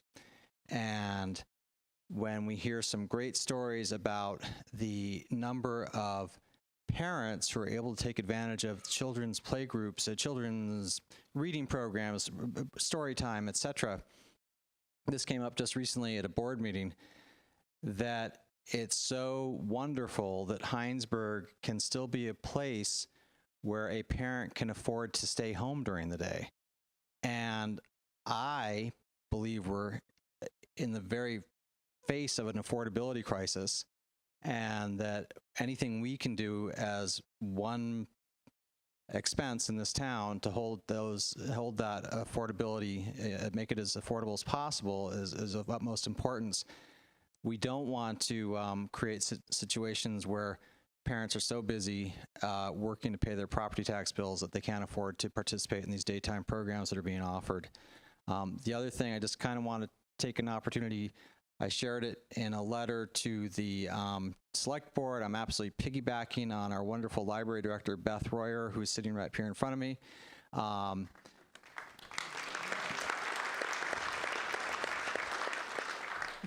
What this town has done right in sidewalk creation is that children walk down from Annette's preschool on the sidewalk and check out books at the library, and sometimes bring their parents in to get their new library cards for the parents because the parents haven't been to the library. And in a wonderful fundraising letter, which was effective and allows us to not raise the ask of the town, Beth pointed out the times when the preschool kids come in, return their checked out books, and take some cucumbers home with them that a farmer has left. So just a lot of great pieces coming together in that building.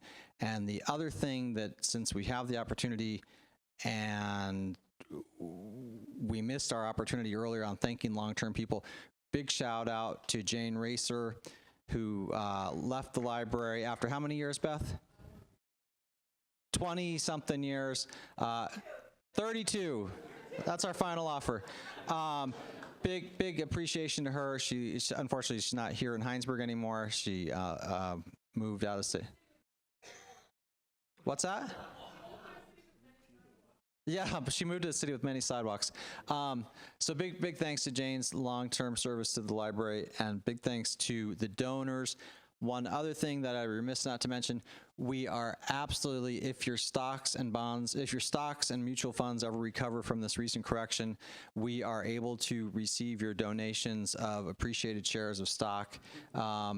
And a huge benefit if you have mandatory distributions that you're required to take in retirement. We'd be happy to be your 501c3 charity to receive those donations, which will protect the ask from the property tax line.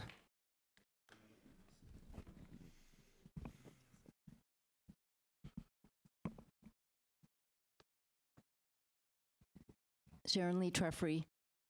If we're talking about substance abuse disorder, that report from the library and all of those descriptions are exactly the things that need to be in place, from sidewalks to reading to supporting families being able to raise their children at home is what we need to do to support families and raise healthy youth and citizens who will participate. So thank you for that lovely library description and et cetera.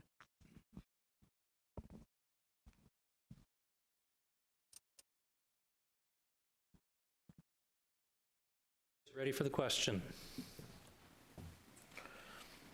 Article 7, shall the town approve the Carpenter Karst Library allocation from the Town of Hinesburg of $225,487, with the estimated sum of $225,487 appropriated from property taxes to defray the library allocation from the town? All in favor? Aye. Aye. Any opposed? Hearing none.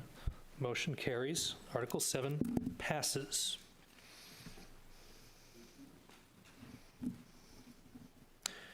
Article 8. Shall the town approve the Hinesburg Community Resource Center allocation from the Town of Hinesburg of $21,000, with the estimated sum of $21,000 appropriated from property taxes to defray the HCRC allocation from the town? May I have a motion? Thank you. In a second. Good. Article on the floor reads, shall the town approve the Hinesburg Community Resource Center, HCRC, allocation from the Town of Hinesburg of $21,000, with the estimated sum of $21,000 appropriated from property taxes to defray the HCRC allocation from the town? Now, if there's no objection from the body, I understand that Rachel Kring wishes to make a presentation on this article, and Phil's going to help out with a PowerPoint.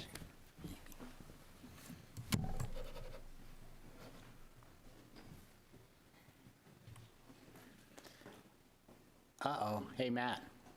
I need a password? It's on the podium. There's a little piece of paper over there. Of course.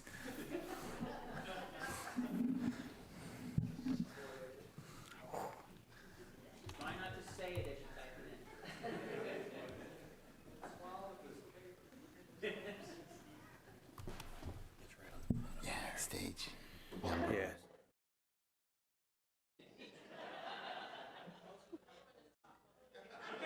Uh-oh. I have no song and dance prepared, people.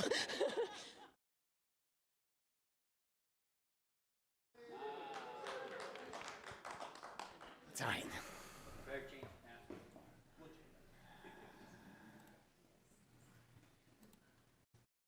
Awesome.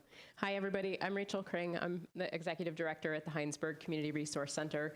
And since we appear in a different part of the budget this year, I want to give a brief introduction about what we do and why we made that ask of the Select Board.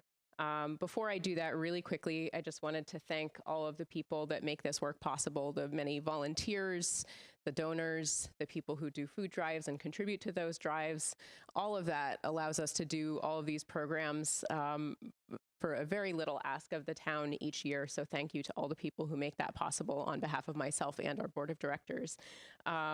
So up here, you see a visual representation of some of our programs, and some folks are familiar with maybe one or more of our programs, maybe don't realize that they all fall under our umbrella, but we offer weekly playgroups, kids clothing and book swaps, a welcome baby brunch that happens at Town Hall every year. We offer a community food shelf, a vacation food program for school kids who receive free and reduced school meals, an online senior calendar, medical equipment lending, an emergency assistance fund for families facing financial hardship, and we also operate the Twice as Nice thrift shop in the village, which benefits all of our programs.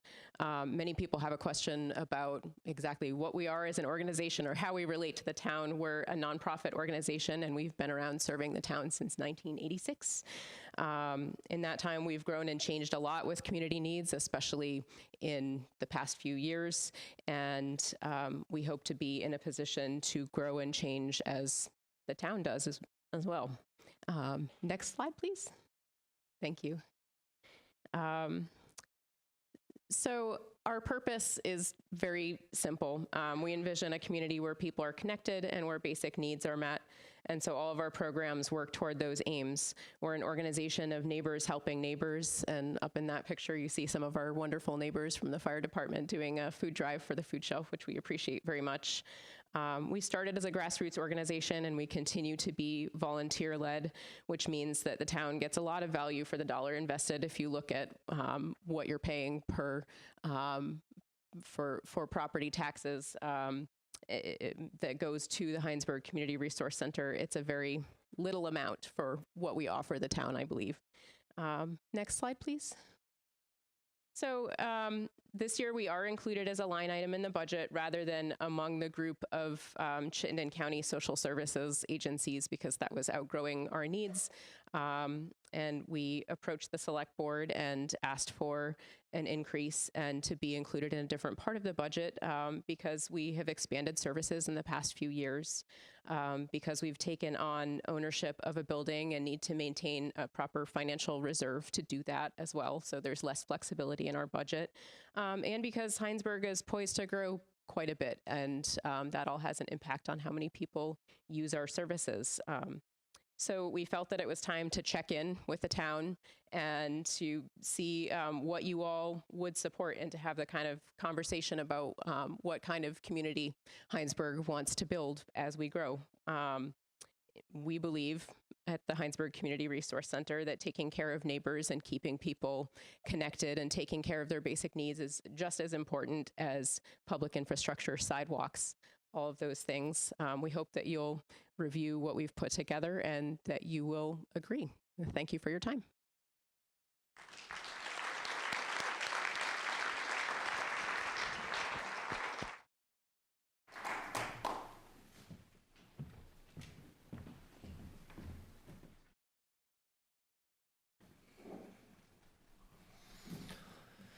Any discussion on Article 8?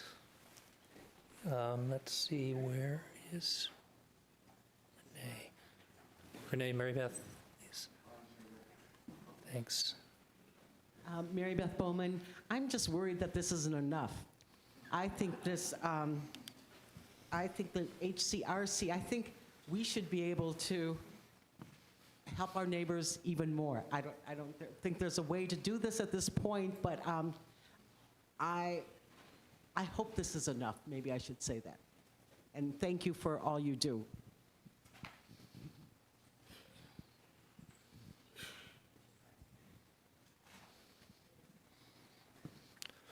Any other comments or questions? Oh, Phil, please. So this is town meeting, and if you wanted to change that budget amount, that would be an appropriate thing if you wanted to do so. I'm going to, before, Mary Beth, if you wanted to follow up on that, and craft a potential amendment. I do just quickly want to remind you of an overarching concept of germaneness, okay? Now. What do you think? Not germane? Well, for the last 6 years, I've attended Moderator School, which is a day-long program that's put on by the Vermont League of Cities and Towns to educate us on the high points and low points of what we try to do. And one of those points that is made by the leader year after year is a suggestion that a warrant article with a dollar amount should be adhered to as closely as possible with a certain degree of latitude. This particular moderator's been handling Westford Town meeting for 30-ish years. There are some moderators who reported 45 years. At any rate, what Ed says is 10% is a cap in his estimation of what germane amendments are, even when looking through the lens of a very large budget that everybody is discussing tonight. Now, I will remind you, comment I made at the very beginning, I don't present myself as an expert, and I would suggest that Robert's Rules does afford, with a 2/3 majority vote, the ability to override certain rulings, if you will, by a moderator. So if the body feels that 10% is a restrictive number and it wishes to go beyond that, it's for you all to decide. I'm simply suggesting to you that others not present may take great exception to substantial alterations of a warrant article. So with that having been said, I will be quiet. Maybe my question should be Rachel. Rachel, if you had 2,000, if you had 2,100 more dollars, would that help the organization?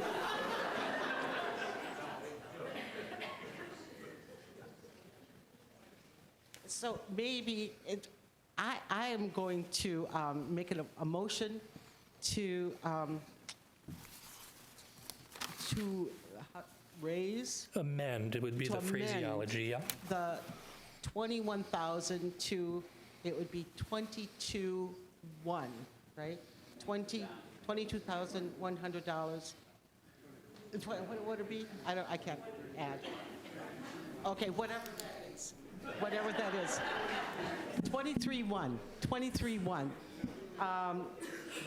For the Hinesburg Community Resource Center, I feel like these may be rough times because of what's going on with the virus, and people may be losing their jobs, and people may need more help with the HCRC.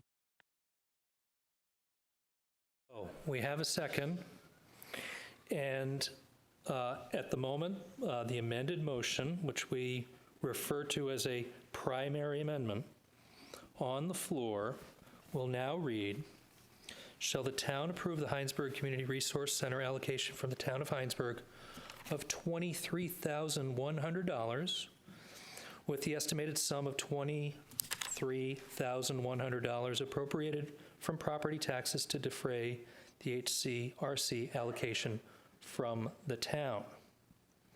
Is there any discussion on the amended motion? Yes? My name is Bill Mahler.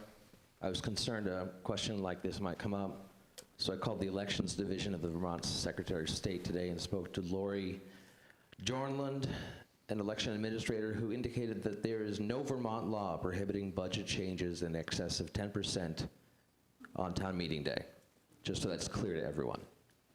Thank you.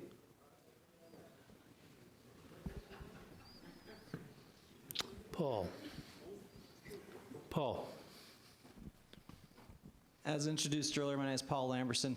As a treasurer of a 501c3 organization in this community that receives money from the town, this is an awkward statement for me to make. I'm not in favor of this amendment. The nonprofit that's presented their budget manages their budget, has countless revenue streams that they can manage and grow as other 501c3s do. If you are so moved to support the HCRC or any nonprofit, please go home and do so. But I don't think it's appropriate to put that on the town outside of these well-managed budgets from the organizations themselves.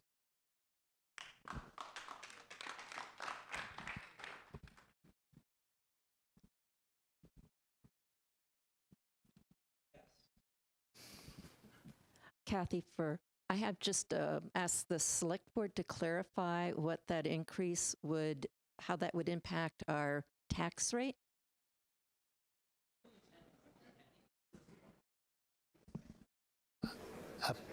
Renee, a penny is So a penny is 60,000? about $62,000.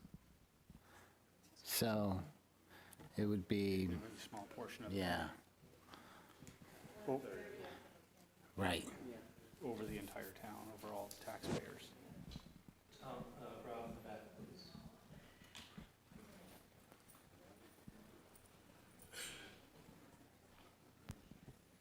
If I have this right, just as a point of interest, on page 40 from last year's warning, when the Resource Center was in Article, when the Resource Center was in Article 8, they received $13,000. So the increase has been $8,000 in this year's budget to deal with some of the issues that were brought up in the presentation, I guess. Frank? Yeah, so that's correct. This, by taking them out of the combined article with all the agencies, this was an increase of $8,000 for the Hinesburg Community Resource Center. And I think they did mention the building that they're in where the food shelf is was donated to them, and before it was they could use it for free. So now they're, it's a blessing in disguise, I guess you might call it, and now they have to maintain that building, and so there's added expenses. It's the best thing going because it's long-term, where they were getting the building for free, but there was no guarantee it would be there year after year. So now they have that facility, but that requires additional expenses too. And I do believe they asked for more when they came, more than the $8,000. It was about 10, right? Is that correct? Initially, and then they backed down to 8.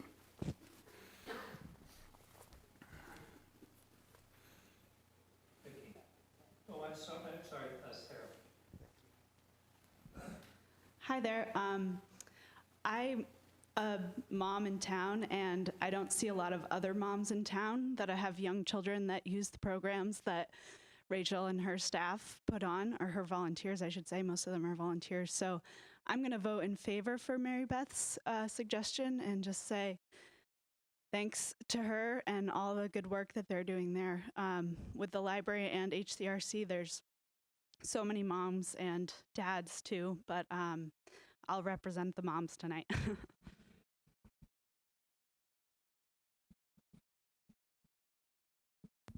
Vicki Matthews again.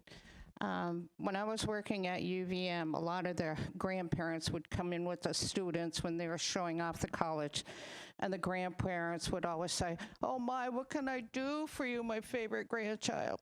Well, what grandparents can do in the name of their kids, since a lot of the kids have a lot of stuff, is make a donation to either the library, the resource center, the fire department, the police department, wherever. And I'm sure they accept checks, cash, or credit cards. Or stocks.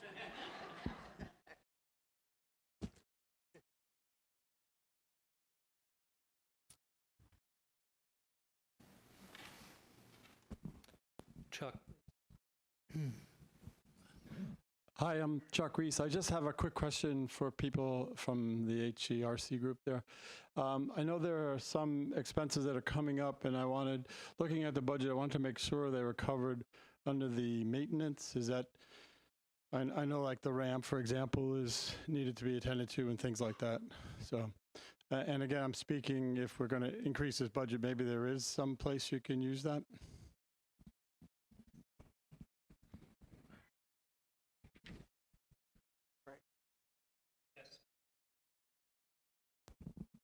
Hi, I'm Derek Nelson. I'm a member of the board of the Resource Center. And yes, we can definitely use some of those things for the maintenance of the building, because although we did not own the building for years, all that maintenance was deferred because Energy did not want to pay for that. So now that onus is now more on us to do that in building the ramp. We've had to paint the building. We've had to do several other things. So we thought very carefully about the budget that we put together. We felt comfortable with the $21,000. We'll take the extra money if you want to give it to us.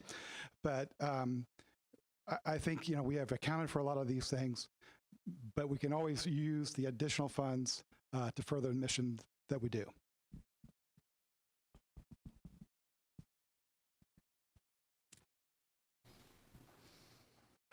Ruth. I would like to speak against this amendment. They put together the budget. He just said they can live within the budget. We're voting over $4 million here tonight, folks. And there's how many people here? 245 of us. I don't think we need to be adding more money to this budget.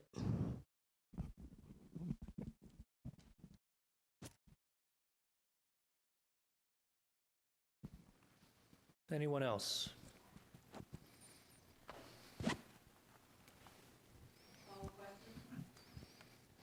Okay, so a reminder. Calling the question is going to require a second. Okay. So there's a motion to call the question, which ends the debate on the amended article. This requires a 2/3 vote to pass. As to the question of calling the question, all in favor, aye? Aye. All opposed, nay? No.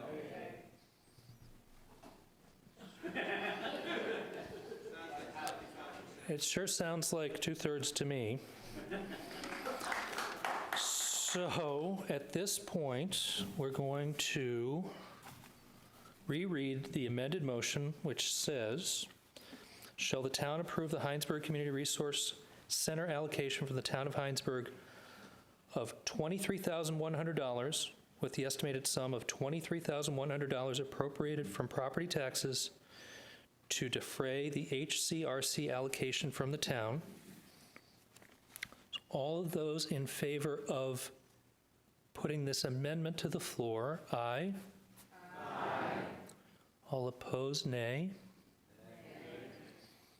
Okay, so the ayes have it, and now the amendment passes, and the article on the floor for which you need to vote.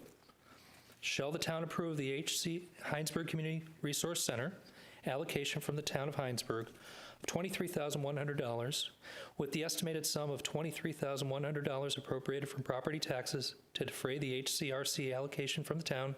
All in favor? Aye. Any opposed? The ayes have it, and the amended article passes. We move on to Article 9.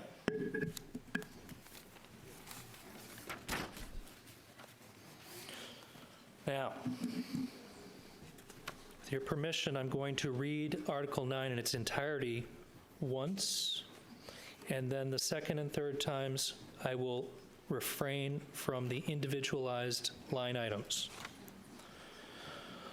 Shall the town appropriate the sum of $14,350 with the estimated sum of $14,350 appropriated from property taxes to be distributed as specifically designated to the following agencies and organizations: UVM Home, Care, and Hospice, BNA, in the amount of $6,500, Age Well, CVAA, in the amount of $4,000, Chittenden Community Action, CVOEO, in the amount of $1,000, Committee on Temporary Shelter, $1,000, VCIL, $200, Hinesburg Senior Meal Site, $650, and Vermont Family Network, $1,000.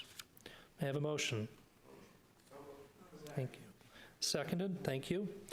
Article 9 on the floor reads, shall the town appropriate the sum of $14,350 with the estimated sum of $14,350 appropriated from property taxes to be distributed as specifically designated to the following agencies and organizations identified earlier. Any discussion? Yes. Hi, Sarah White. I am making a request on behalf of the Board of Steps to End Domestic Violence. Sorry. I'm making a request on behalf of the Board of Steps to End Domestic Violence, which is Chittenden County's agency to support survivors of domestic violence and prevention efforts. Still can't hear me? I'm sorry. There we go. The town has generously supported this agency over the years since 2003, consistently. Since 2016, $2,350 was allotted every year, and the organization missed the fall funding deadline out of its own error. So I am just bringing it back to the town to consider the generosity that supports, from what we know of those who self-report their hometown, 15 to 50 community members are supported by the agency every year. So I would like to move to amend Article 9 to add $2,350 to support Steps to End Domestic Violence.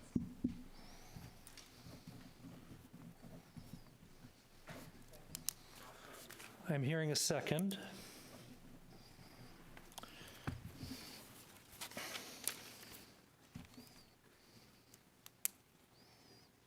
So, now the amended motion, again, primary amendment, on the floor reads as follows. Shall the town appropriate the sum of $16,700 with the estimated sum of $16,700 appropriated for property taxes to be distributed as specifically designated to the following agencies and organizations identified earlier, with the additional category of Steps to End Domestic Violence in the amount of $2,350. Is there any discussion on the amendment? Norm. Norman Smith. I notice that this original motion, is worded a little differently than it has been in the past. But usually when we vote on motions and changing the amounts that we've talked about, these various organizations, we could not, in essence, reach in and pick a specific agency to send it to. We could only change the ultimate amount, and then the select board then decided how to allocate the funds. Am I incorrect, Mr. Moderator? I must defer to the select board to answer that inquiry. So I think that's correct. I mean, if somebody changes the budget amount, to the highway crew, they want to buy, soda every day, and they increase it by $200, you can increase the budget by $200, and I think in the end, the select board decides if they're going to get sodas every day. So I think there's some truth to this, that if you were to increase it by a specific amount, that, I think the board would take that recommendation. Why? Pretty strong. I don't imagine we would change where it goes. But I don't think it's, by law, that's where it has to go. Thank you. Renee.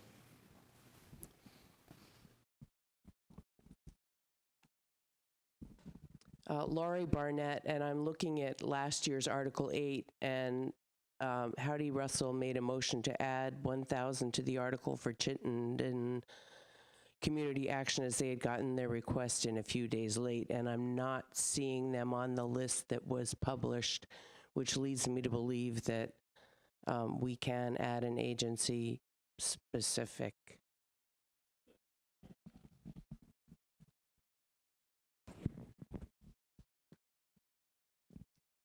I'm Maureen Barnard. I'm on the agency request committee. To take a second for the microphone to catch up. Keep it close. I'm Maureen Barnard. I'm on the committee that approves these, that makes a recommendation to the select board. And it's my understanding that if they are late with their requests, they can come to town meeting and request that the amount that they want. And then the people get to vote on it.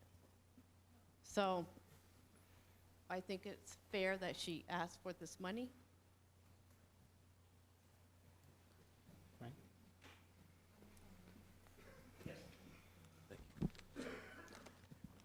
Bill Mahler again. Since the wording of this Article 9 is warned and enumerates where all of the funds would go, I believe the gentlelady who's suggesting there be an additional allocation would include modifying these words and would be a valid amendment. If it were not this case, then one assumes you would not have to list out where these funds are going, or even for that matter, include where any budget money is going.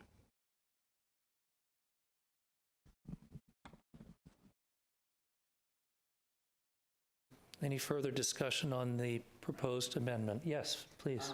And so, I guess put you on the spot, the committee that reviews this, if they had given the request on time, are you able to give us a indication on how you would have presented that to the select board?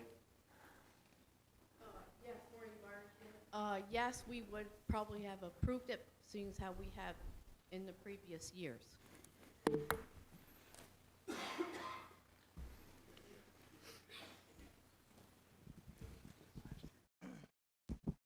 Paul Lamberson, you can imagine how I feel about this. But I was on the original agency review committee the first time we rolled out to committee process.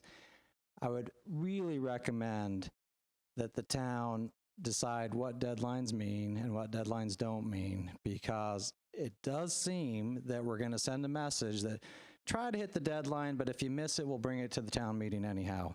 And that really doesn't work for me whatsoever. And again, these are all nonprofit organizations, just as I represented one earlier. We control our budgets, we do our best, and we have multiple sources of funding. And again, I'm not in favor of bringing these increases to the floor here.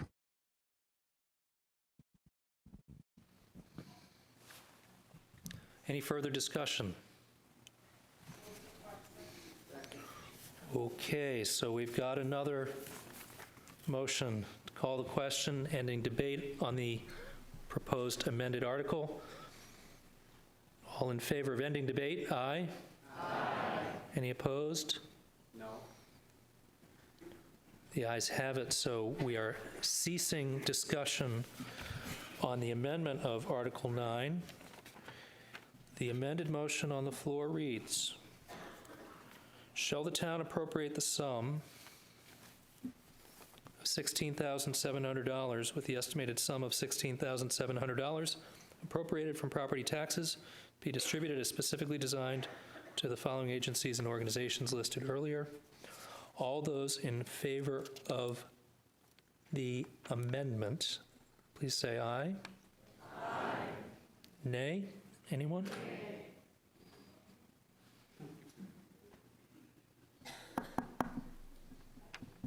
Looks like we may have to exercise for a moment, which may do everybody a little good to stand up.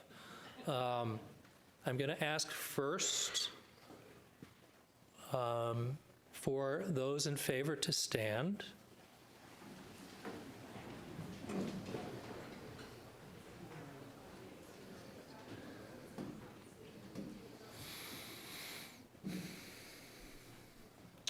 Okay, doing the visual. Thank you very much. And I'll ask now for those not in favor of the amended article to stand, please.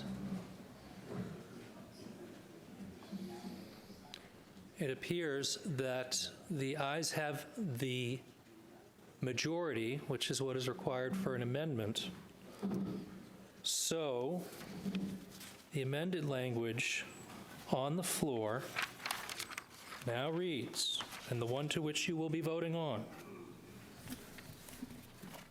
Shall the town appropriate the sum $16,700 with the estimated sum of $16,700 appropriated from property taxes to be distributed as specifically designated to the following agencies and organizations earlier identified? All in favor, aye. Aye.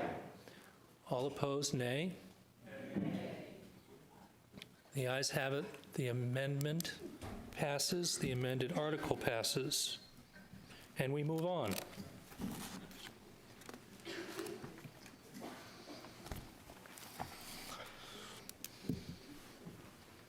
Article 10. Shall the voters authorize up to $94,870 in expenditures for the purpose of providing a dedicated townwide ambulance transport service? May I have a motion? So moved. Thank you. Thank you. Motion on the floor. Shall the voters authorize up to $94,870 in expenditures for the purpose of providing a dedicated townwide ambulance transport service? Any discussion on Article 10?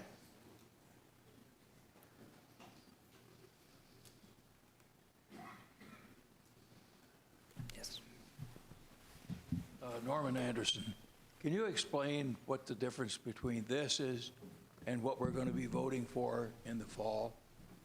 Thank you. Yes, I'll ask the Select Board to address that, please.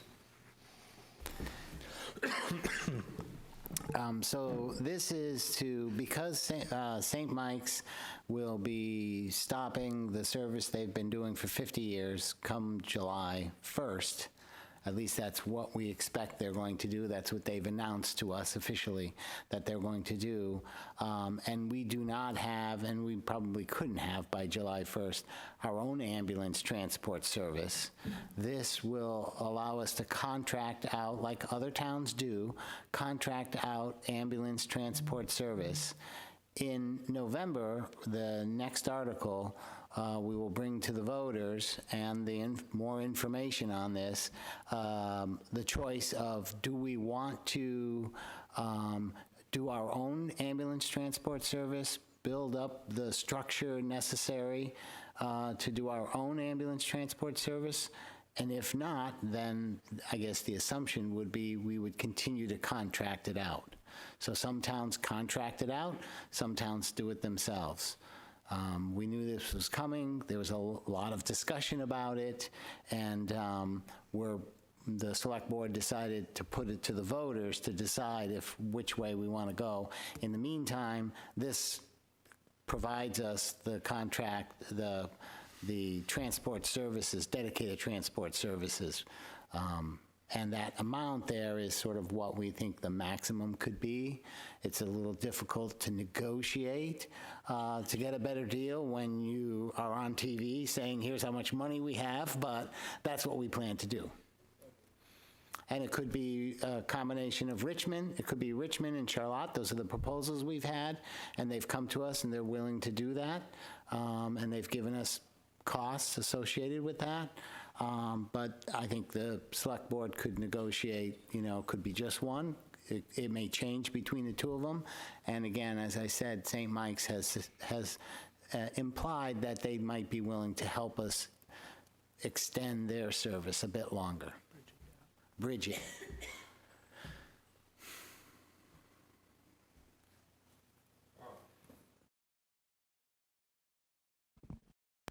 Carl Boland, I wonder if you could clarify if the towns that we might contract with, specifically Richmond and Charlotte, are talking to their voters, town meeting, to discuss if they are willing to sign a contract with Hinesburg, or are they waiting for us to do this first and they go back to their voters? They both seem to think they could get support, but do you know that after tomorrow at their town meeting or whenever they vote, you'll know that they have the go-ahead for their ambulance agencies to enter into a contract? Talk about it, but correct me if I'm wrong. Oh, you want to answer it? Go ahead. Yeah. So that did come up at one of our information evenings, and the Charlotte Rescue Service has talked to their select board, and they have gotten approval. Richmond said that they work with, I think, 6 towns, and they meet with all those select boards, and they hadn't yet brought that up. They aren't necessarily run by their towns. They're nonprofits, and they work with the towns, and so that's, in a way, they would need permission, but not in the same way that we're talking about. Does that sound right? Not Apple. Is this budget represent enough for a full year or just until November? No, this is a full year. Okay. Good point. So it's July 5. If we were to vote tomorrow, if we happen to put it on for tomorrow's warning that we wanted an ambulance service, the town decides we want the town of Hinesburg to do it, they couldn't start the next day. There'd be some period of startup, but I think the group says it would not take too long. Thank you. Bill Mahler again.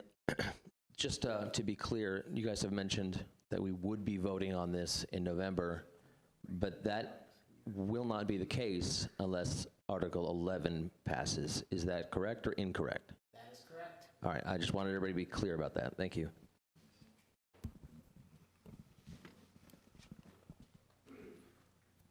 Let's see, further discussion on Article 10 or returning to Andrea? Andrea, did you want to make another point?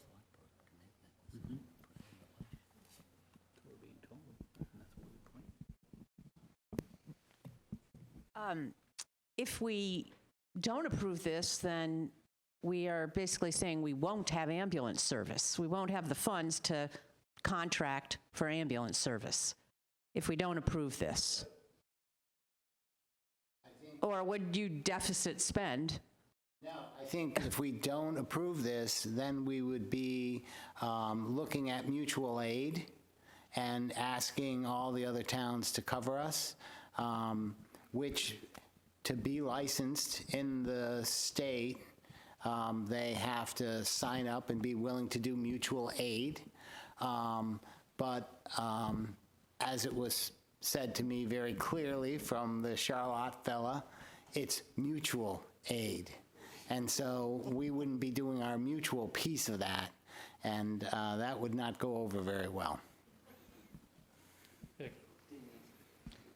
Vicki Matthews again. This is the most questions I've ever asked at a town meeting. since last You lucky people. I do have to ask Al, if I can just directly ask him a question. Has St. Mike's... Vicki, straight Sorry. to me, please. Yep. Direct to me, please. Oh, okay. Sorry. Sorry, sir. I'll be the punching bag. Okay. Just kidding. Has St. Mike's said they might be able to hold us over? If indeed they have said yes to that, I would much rather give St. Mike's that money since they did us for free for 50 years. Does the select board want to address that? We will negotiate, and that's not a bad, thought, but I would not want to say we're willing to give St. Mike's $94,000. But we'd be willing to talk to them for sure.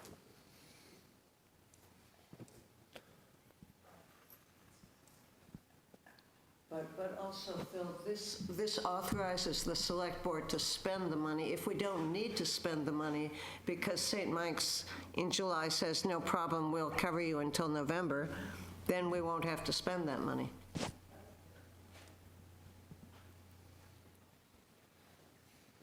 Any other comments, questions? Looks, Andrea, I'm going to give it to you.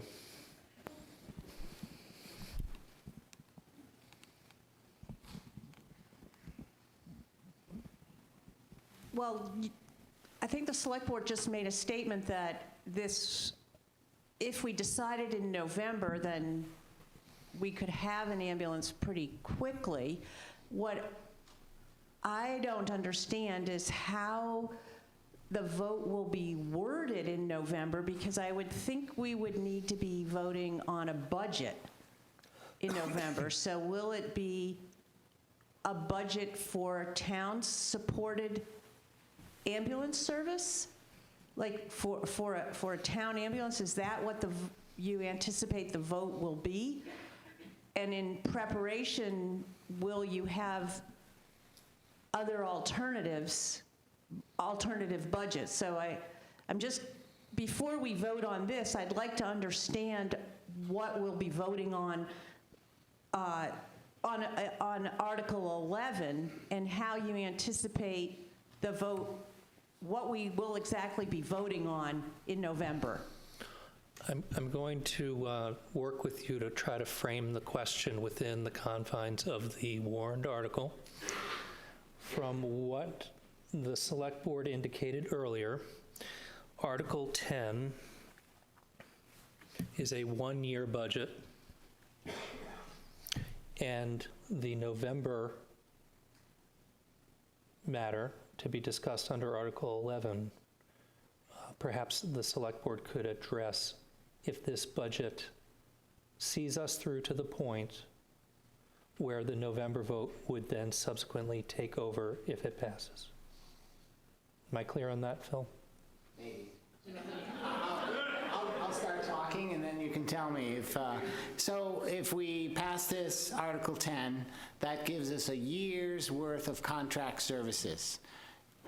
In November, if the town decides we're going to try to present, here's what the costs and the impacts and the benefits of our own ambulance transport service, here's what it is, and if the town votes, yes, let's move forward, then the select board will then start to budget that process, and I imagine at town meeting next year, you'll see something in here, an increase to the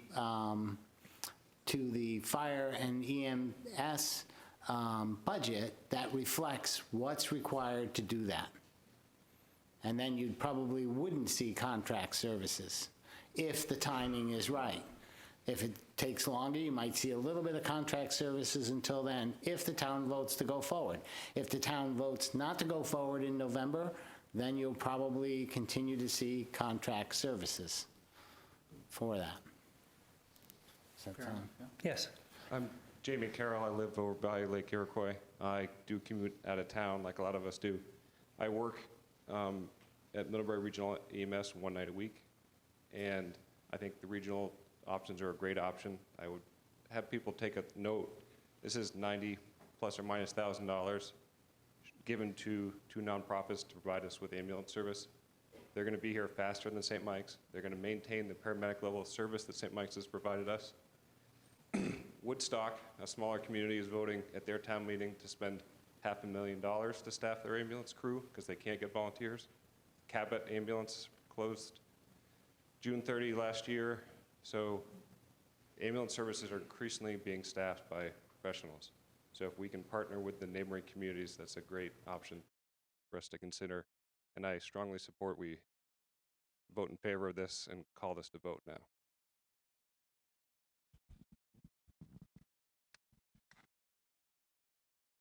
Bill. Tom, behind you, please. Bill Lippert. So my understanding of this article is that this is contingent spending.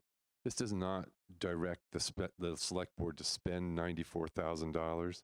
This gives you the authority to spend up to. So it gives you discretion. It gives you the ability to negotiate. It gives you the ability to try to figure out what is the best situation between now and November and from November on. So this does not direct the select board to spend $94,000 at this point in time. Am I correct?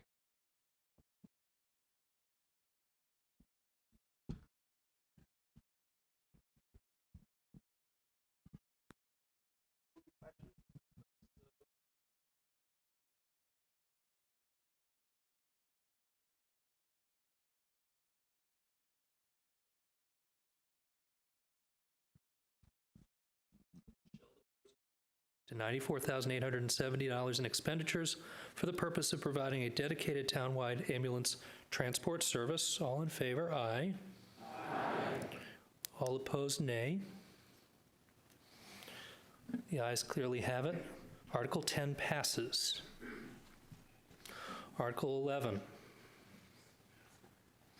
reads, shall the town of Hinesburg vote on whether to establish and manage an ambulance transport service by Australian ballot in November pursuant to 17 Vermont statutes annotated section 2680D. I have a motion. Thank you. A second. Shall the town of Hinesburg vote on whether to establish and manage an ambulance transport service by Australian ballot in November pursuant to 17 VSA section 2680 lowercase d? Any discussion? Lanny. Lanny. I gotta get the microphone. Thank you. What is section 17 VSA 2680D?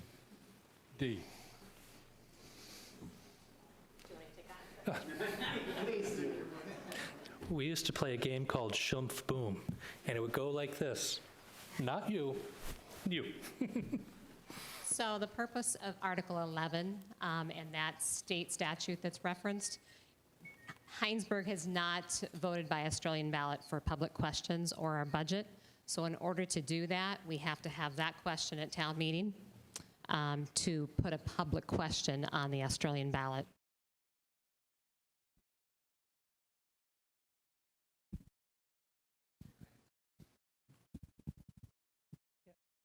Please.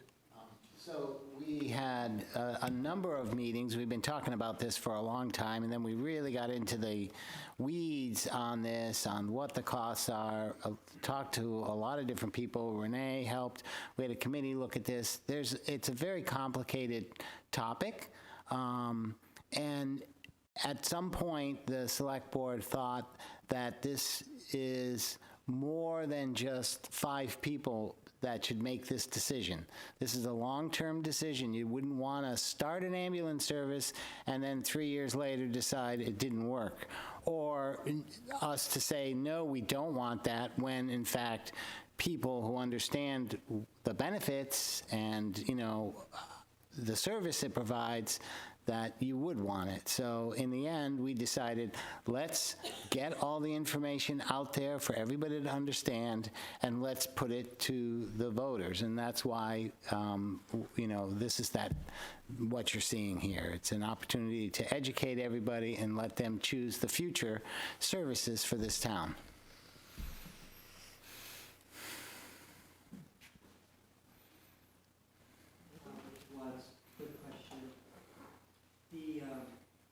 Again, one of the advantages of doing it this way in the town meeting is we can have this discussion and try and tease out and understand this a little more. Could this be put off? That is, could the 94,000 cover us for 1 year? And we could actually have this discussion at town meeting a year from now. And secondly, tiny little thing, how much does it cost to do an Australian ballot in November?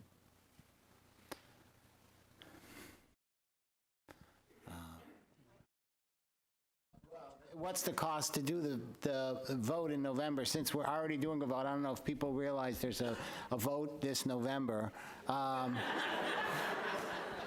Since we're already doing it, the cost is fairly low. I guess we can have a vote almost any time if we have it, and so the cost is specific. It's a lot more. So that seemed like the opportune time to do it. And it also will give us a lot of time to have public meetings and get a lot of information out there. So that's the plan, to try to get as much information out there as possible so people can vote from, and make an informed vote. Nancy Wright, someone mentioned the importance of how the question on the ballot in November is phrased, and how much information we all receive beforehand about the alternatives. So I guess that's the root of my concern, that, what input will the public have in how the question is phrased, and how much we all know beforehand to make a truly informed decision. I'd say we agree with that. And that's part of the reason we didn't want to do it after a few select board meetings. So that's, the onus gets put on us to be as open and transparent and to try to get as much information as possible. I would say we're a lot closer than we were 6 months ago to understanding that and being able to provide that information. And if we say, here's how much it's going to be, we want to have some consensus with everybody that we all agree that, yeah, that's the right number.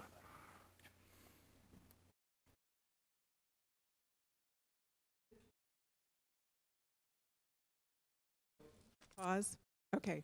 My name's Colleen McKinnon, and my question is, what's the consequence of a no vote on this particular article? If I understand correctly, if there is a no vote, it ties the hands of the select board. So I would just like, could the select board still put an Australian ballot article out in November if there is a no vote tonight? So if you decide no, you don't want to vote on this by Australian ballot, then I think the select board will say we need to make a decision. Do we want to, as a select board, present a budget next year to continue contract services, or do we want to consider the option of an in-town homegrown ambulance transport? So the select board can decide on what the budget will be next year. If we go to Australian ballot and the town says, this is the direction we want to go, then that's the direction the budget will go for next year. So, Mr. Moderator, can I have another question? So if there is a yes vote, it's not required of the select board to put a ballot item out in November, am I correct? Correct. So a yes vote gives the select board the greatest flexibility moving forward? Correct. Okay, thank you. Thank you. Yeah, the whole reason for putting this on the ballot is to get as much input from the town as possible. It's not required that we put it on the ballot. we decided very early on that we want to make this as community generated as possible, this whole process. And that's specifically why we are asking, please let us put this on the ballot. No, that's why we are asking to put it on the ballot so we have more input from more people. So we want this to move forward overwhelmingly, is ideally how we would want this to be. This could be a very good thing. And the more involved everyone is, I think the better the service will be, independent of the medical part of it. Norm. Thank you. Norm Smith. Did we do the same thing when we created the police department? I don't remember. Yeah, but Okay. All right, Sam, and then Tom, can you start heading back to the corner, please? The board of you guys are going to be so more informed on this matter than the average voter will be. Are you guys going to take a position on what you would like the voters to do in November, or are you just going to put something neutral out there? That's a good question. I expect I will take a position, but I can't speak for everybody else. I will certainly take position. No, I think, I think this is such an important decision that we all are quite passionate and all really engaged in this. So I can't imagine not taking a position, all 5 of us taking a position, whoever the 5 is, But we want to, again, to get back to my point, we want this to be a decision of 2,400 people, not 5 people. Hi, I'm Dawn Francis. Right. A potential ambulance service has significant long-term cost implications as well as liability for the town. I strongly recommend that this be an Australian ballot item. It is that important an issue, and it's going to be with us for 5-10 years into the future. And there are opportunities in terms of surrounding towns that have ambulances that are underutilized right now. We really should explore whether or not we could share services with those communities before we make decisions.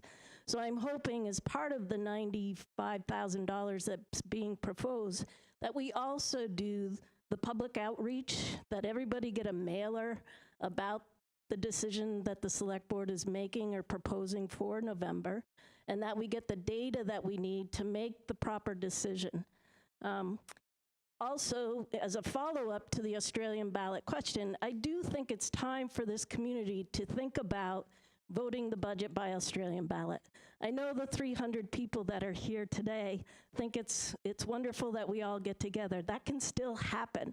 I managed a community in which a budget was adopted from the town meeting floor, as well as a community that did it by Australian ballot. You can still have this community input by having a town meeting with a dinner before and provide the information in the question and answer period that we're having tonight. So I would really want the select board to think about using the Australian ballot for the entire budget, and perhaps that's also a question that's posed in November when we're going to have a large turnout. Thank you. And just one thing. I have been unable to vote on my community's budget because of the position that I've held in having to work for other towns. That's just not fair. And I think there's a lot of young people with families that aren't here tonight either.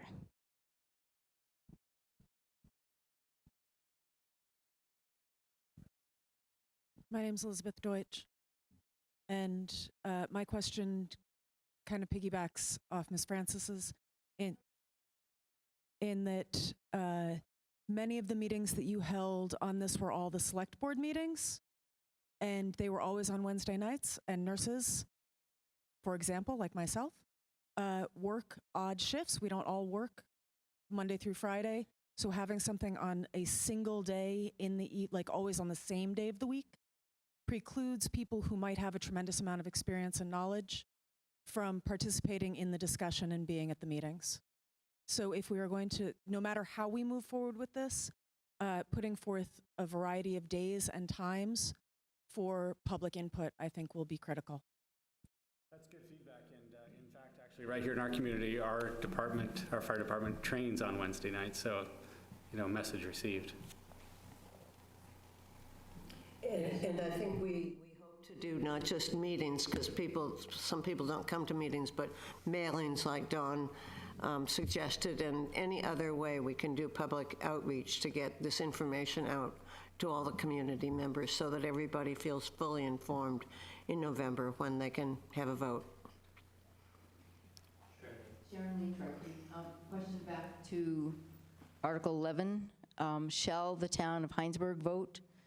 It sounds, as I read this, if we accept Article 11, then we require the board to put this on the ballot. Is that right? It says, if we accept the article, then thou shalt do it in November. Sure. Is that right? So again, the Article 11 is just for Hinesburg to be able to have the public question by Australian ballot. It does, even though it says November on there, it doesn't commit us to November. It gives the select board flexibility, but that is, we have to vote at town meeting in order to have a public question.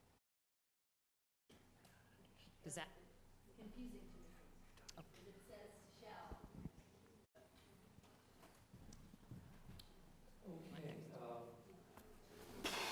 Carl, and then we'll move down. Carl Bolin again.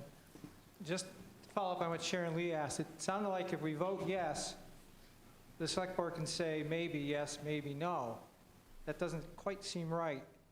Is it maybe yes, maybe no based on the date, or is it maybe yes, maybe no on Australian ballot? I would hope if we approve Article 11, I assume the laws, but we talked to the Secretary of State, and they said if this is how it was recommended, but in fact the law could allow us to change the date of the vote. That's correct. We don't plan to do that. We don't expect to do that. I think I almost could promise we won't do that. We will do what you're asking for. The date might change, but you would be bound to hold an Australian ballot vote on the issue? That's my key concern. That you're bound by that if we approve Article 11. The purpose of that is to have the question to the voters via Australian ballot if we want to pursue our own ambulance service. Okay, good. It's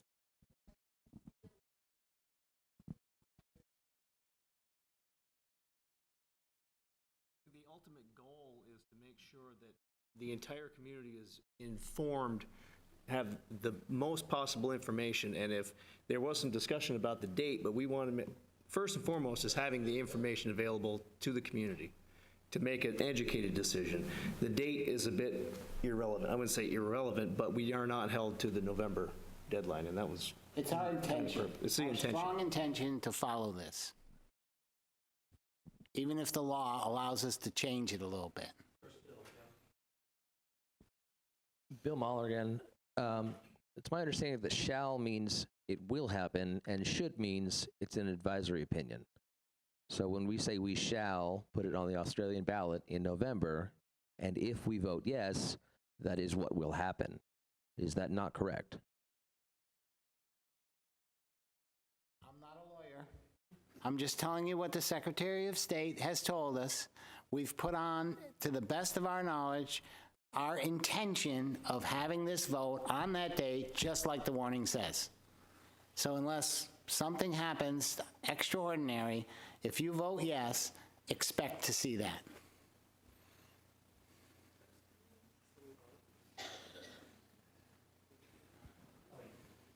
Can you hear me?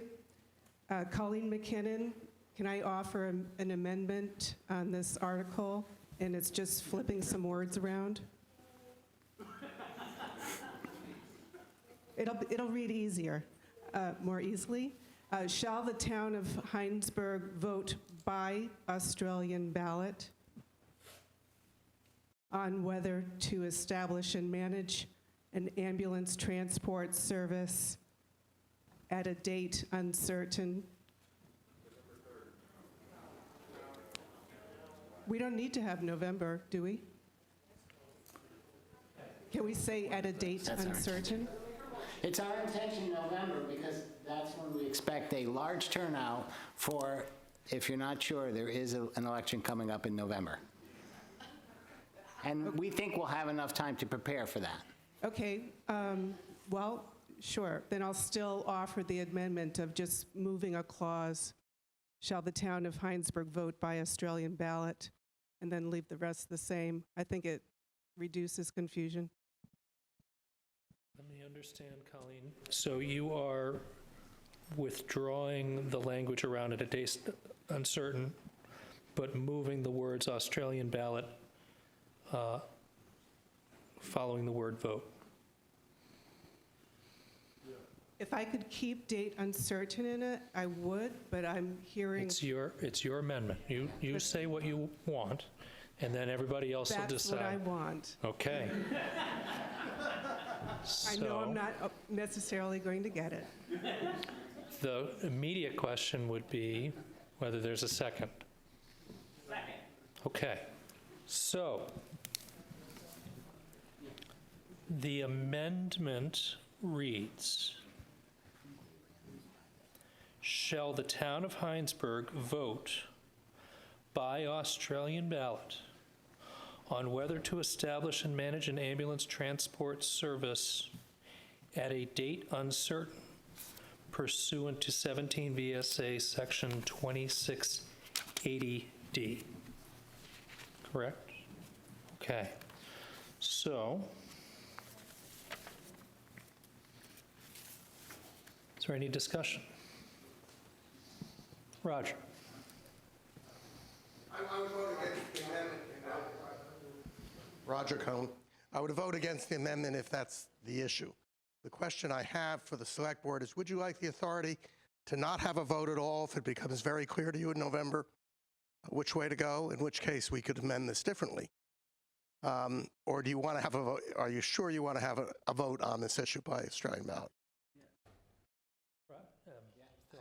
I think we want to have a vote, and, you know, as we collect more data, we think we understand it now, but we really need to present it. But I think that it's a big enough issue to bring to the voters, even if we decide one way or the other. I think it's a big enough issue. So I think that's the plan. And correct me if I'm wrong, Renee, we had the wording of this reviewed by... So that was a lot of discussion, whether or not the date. If you're definitely going to want to have a vote, then to me it makes sense to do it in November. You might get more people voting. It's our intent. And I would oppose the amendment. Go ahead. So the date, we weren't bound by the date, even having the November included in there. That was the attorney's recommendation. However, the board felt like they needed to be held to a deadline. But they also at the same time wanted to make sure that we weren't locked into that deadline if for whatever reason they weren't able to have a vote, be ready for that time. But again, the wording was reviewed. Because we tried a couple of different wordings, I think. Right.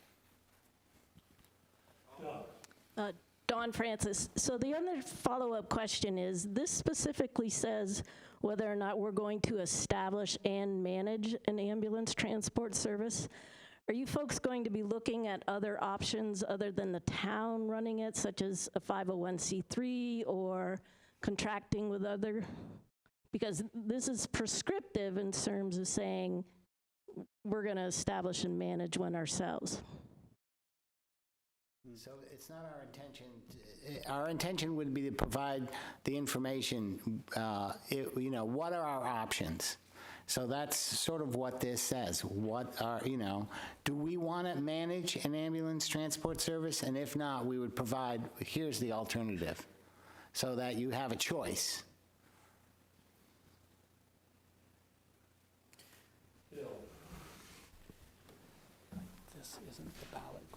I think it's clear that everyone believes we. Is this on? Can you hear me? Okay. I think it's clear that everyone believes we need to have ambulance response for the town of Hinesburg. The question is how to have it, from everything I understand. And I think there can be honest differences of opinion as to how to do that. I'm disappointed that this language crafts the question for a ballot, a townwide ballot, Australian ballot, by stating so that if you believe it should be established by a contract, you're put in the position of voting no on establishing it by the town, which has a quality to it that I think not many people will want to be part of. The question, in my mind, should have been how to establish ambulance service for the town of Hinesburg, and then have us be able to choose how to establish ambulance service. I mean, it can be done on, and we just had this discussion, we can do it a number of ways. Frankly, I understand that you wish to have broad input of the town through an Australian ballot. But the way this is worded right now puts anyone who wants to have ambulance service in the town done by something other than the town establishing and managing it, puts them in the position of having to vote no on something in November. I do not think that's the right way to frame the question. And so I have some serious reservations about saying, yes, put this on the ballot in November. I think it's going to be, frankly, quite confusing.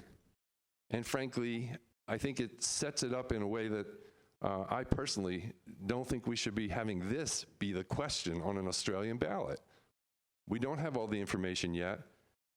And I think the board should come forward with a recommendation. But this, anyway, I've said it 3 times now. I think this is a disappointing question to try to put on the Australian ballot. Renee, are you going to respond? 11 is, again, it's for a public question, and anything on the Australian ballot the question has to be worded in such a way that it's a yes or no answer. And I would add, this is not the question you'll see in November on the ballot. This is allowing us to have this question on the ballot. A public question. That's what I mean. Point of order, Mr. Moderator.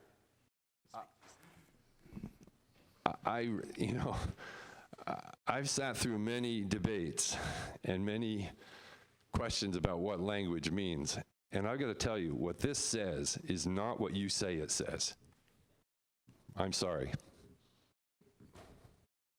This does not say you can put anything on the ballot in November.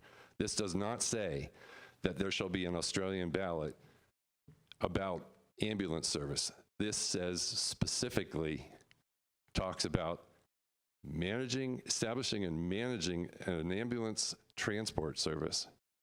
And if someone else has interpreted that differently, we should have a lot more information, because that is not what my reading of this says. And I think anyway.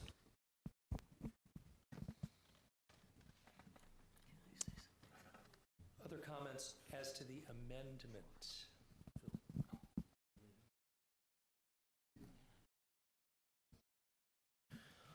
The amendment on the floor: shall the town of Hinesburg vote by Australian ballot on whether to establish and manage an ambulance transport service at a date uncertain pursuant to 17 VSA Section 2680D.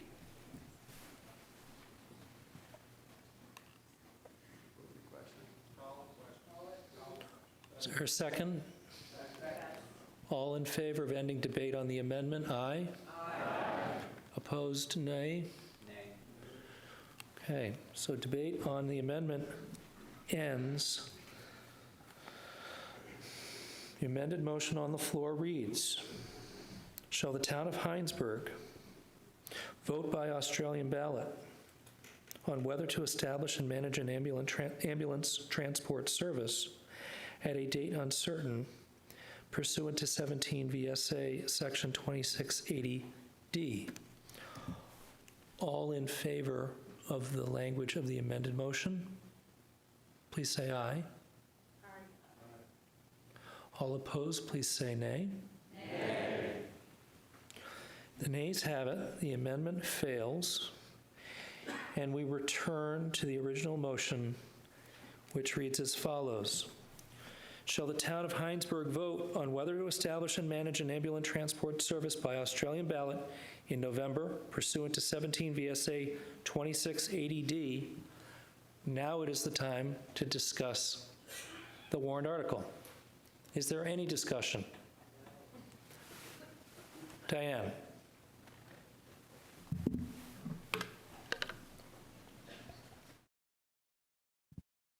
Hi, Diane Barber. Closer. Can you hear me now? I believe this process is what needs to happen. I am the fire chief's wife.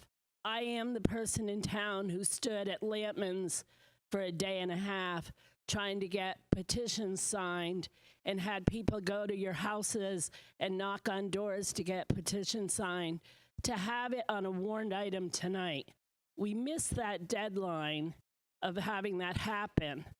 And I checked with the Secretary of State, and the Select Board is right.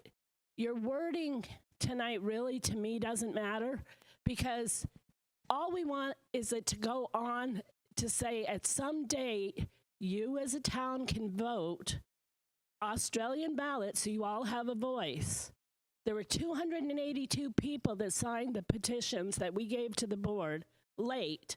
It had to be within 47 days, and it ended up being 35. The Secretary of State told me on the phone that the petition could be given to the board, and the board, if they hadn't set the warnings, could accept our petition. I didn't push it that night because we believe in the process. And the process that the fire department members and the EMS people and a lot of people in this town want is for you to get a vote by Australian ballot. So I think the warning tonight means vote yes, please, for it to be on the ballot at a future date. And it may not be that the question's going to be, do you want Hinesburg Fire Department and EMS people to start an ambulance? It may be twofold and say, how do you want us to go forward? We have to have more conversation. We have to have more town input. And without that, we can't go forward. So I really hope that all of you will vote yes to put this on Australian ballot.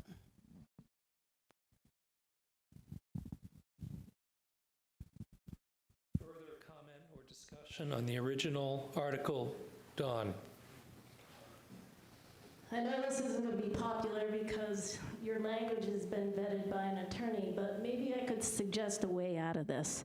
How about if we amend the motion such that it reads, shall the Town of Hinesburg vote by Australian ballot on the method by which an ambulance transport service shall be provided to the Town of Hinesburg in November pursuant to 17 VSA, so forth.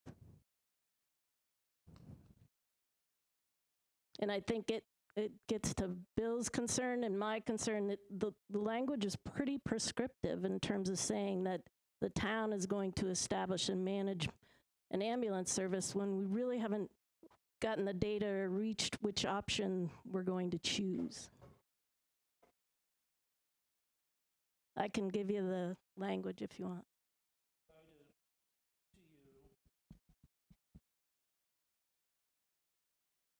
Heard. Your proposed amendment, shall the Town of Hinesburg vote on the method by which an ambulance transport service shall be provided to the Town of Hinesburg by Australian ballot in November pursuant to 17 VSA Section 2680D. Okay. So the motion I heard is second, am I correct? Yes. Okay. So the amended motion on the floor reads, shall the town of Hinesburg vote on the method by which an ambulance transport service shall be provided to the town of Hinesburg by Australian ballot in November pursuant to 17 VSA Section 2680D. Any discussion on this amended article, Bill? I believe what Renee said is these have to be yes, no questions. So if we say, change the wording to by the method, then we would need to include every possible method with yes or no as the options. So this amendment could work, but every possible method would need to be on the November ballot.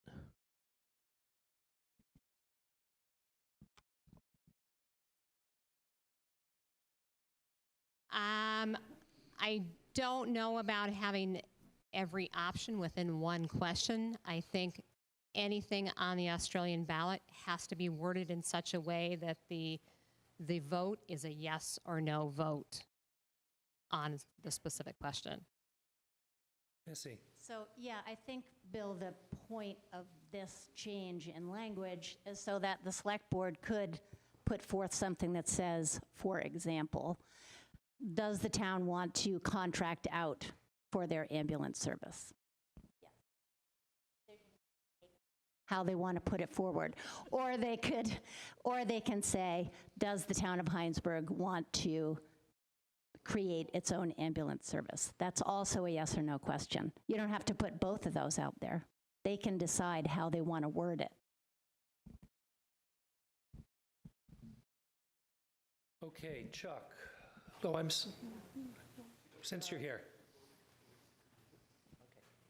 Laurie Barnett. I think the basic idea here is yes or no, do we want an Australian ballot? I recommend we vote down the amendment. It is now 10:23. At what point do we move this to continue tomorrow morning at 9 o'clock? Or can we move on and go home and get some sleep, please? Thank you. Chuck.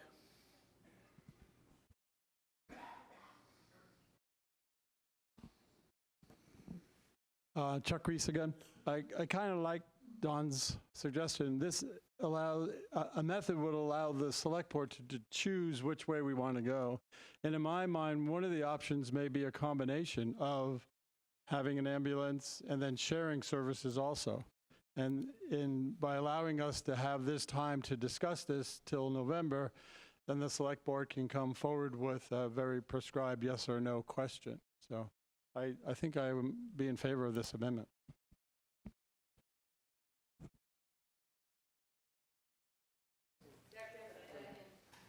Okay, hearing a request, call the question to end debate on the amendment.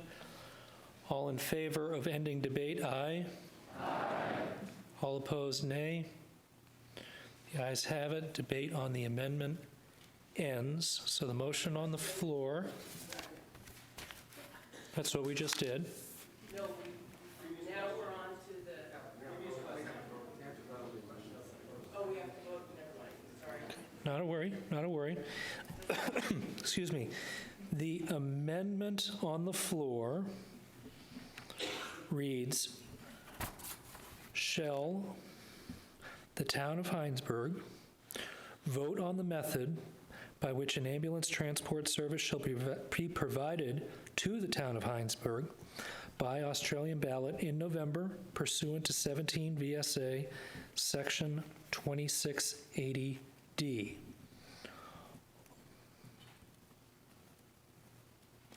All those in favor of this amended motion going forward, please say aye. Aye. All opposed, please say nay. Nay, the amended motion. Correct. So that is correct. So the amended motion is what is on the floor. I will read it. There'll be an opportunity for debate. We have to go through that process. So, shall the Town of Hinesburg vote on the method by which an ambulance transport service shall be provided to the Town of Hinesburg by Australian ballot in November pursuant to 17 VSA Section 2680D. Any discussion?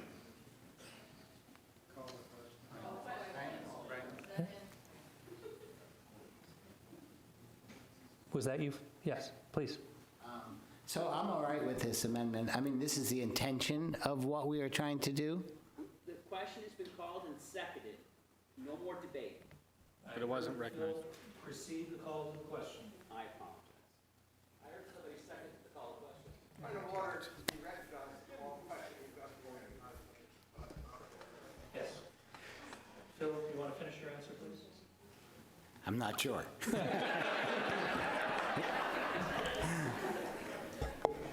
I said I'm in favor of the new article as amended, as I think at least this was our intention, so perhaps now it's clearer. Very good. Did I hear a motion? And a second. All in favor of ending debate? Aye. Opposed, nay. Debate ends. The motion reads, shall the Town of Hinesburg vote on the method by which an ambulance transport service shall be provided to the Town of Hinesburg by Australian ballot in November pursuant to 17 VSA Section 2680D? All in favor, aye. Aye. Opposed, nay. The ayes have it. The amended motion passes.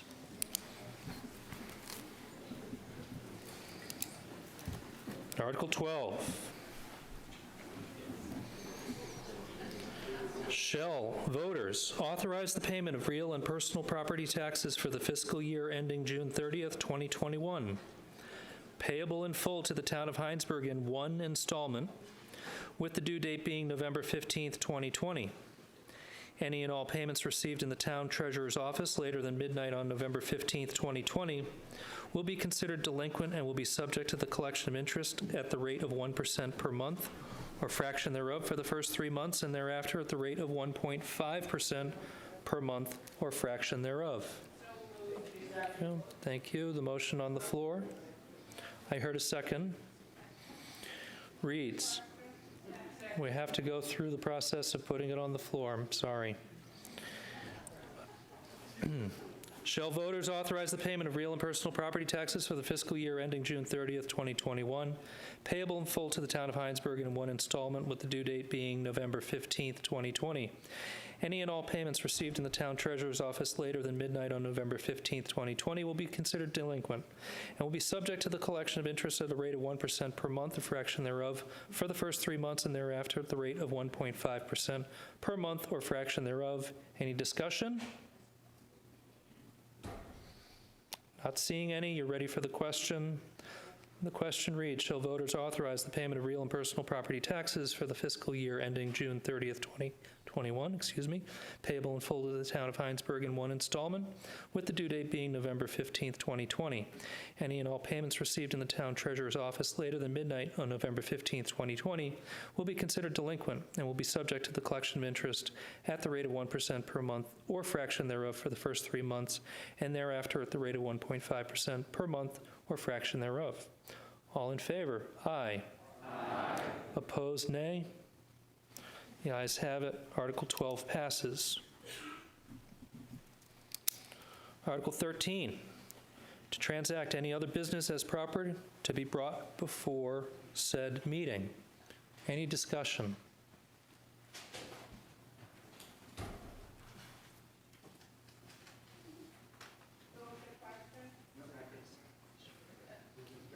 Okay, so we have a call to end debate.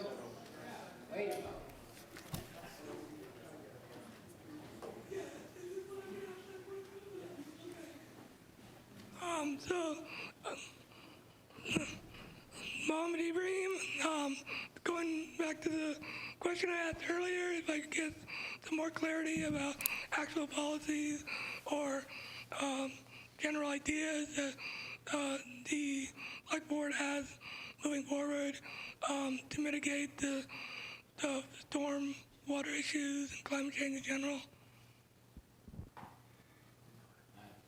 Good question, and I probably will I try to answer it. I think there hasn't been maybe as much action as we, as some people might want to see us do. I think there's an acknowledgement now. We're seeing it come to Vermont. This is my opinion. We're seeing it come to Hinesburg, and that even though there's been some activity, we have purchased some solar panels to help mitigate the electrical use of the town. The Energy Committee's doing a number of projects looking at making us more efficient and exploring more renewable energy opportunities. And I think as we work, the select board works, I think in the back of our mind, we have to be saying, what are we doing to be resilient for climate change, which is happening? And so I'd encourage you or anybody else who have ideas or say we're moving in the wrong direction to, help us point in the right direction, because it's a big topic. That's the reason I put that there as part of my presentation, that there's a realization that, things are changing and we need to help be the solution and move in the right direction. So it's an excellent question. I don't know if anybody else. Anyone else? Chuck? Just to fill in a little bit, the Energy Committee's in the process of looking at parcels in the town in both GMP and Vermont Electric territory to do community solar. And our hope is to help move the town to more renewable energy municipally, but also individual homes. So please join us on the Energy Committee, because we're in the process of doing that right now. And our hope is to get homes to net zero energy, not just efficient, but make them efficient and then provide renewable energy to heat them and to power them. So there is a committee in town working right now to move us in that direction. And we welcome anybody to join us and help us do that. Thanks.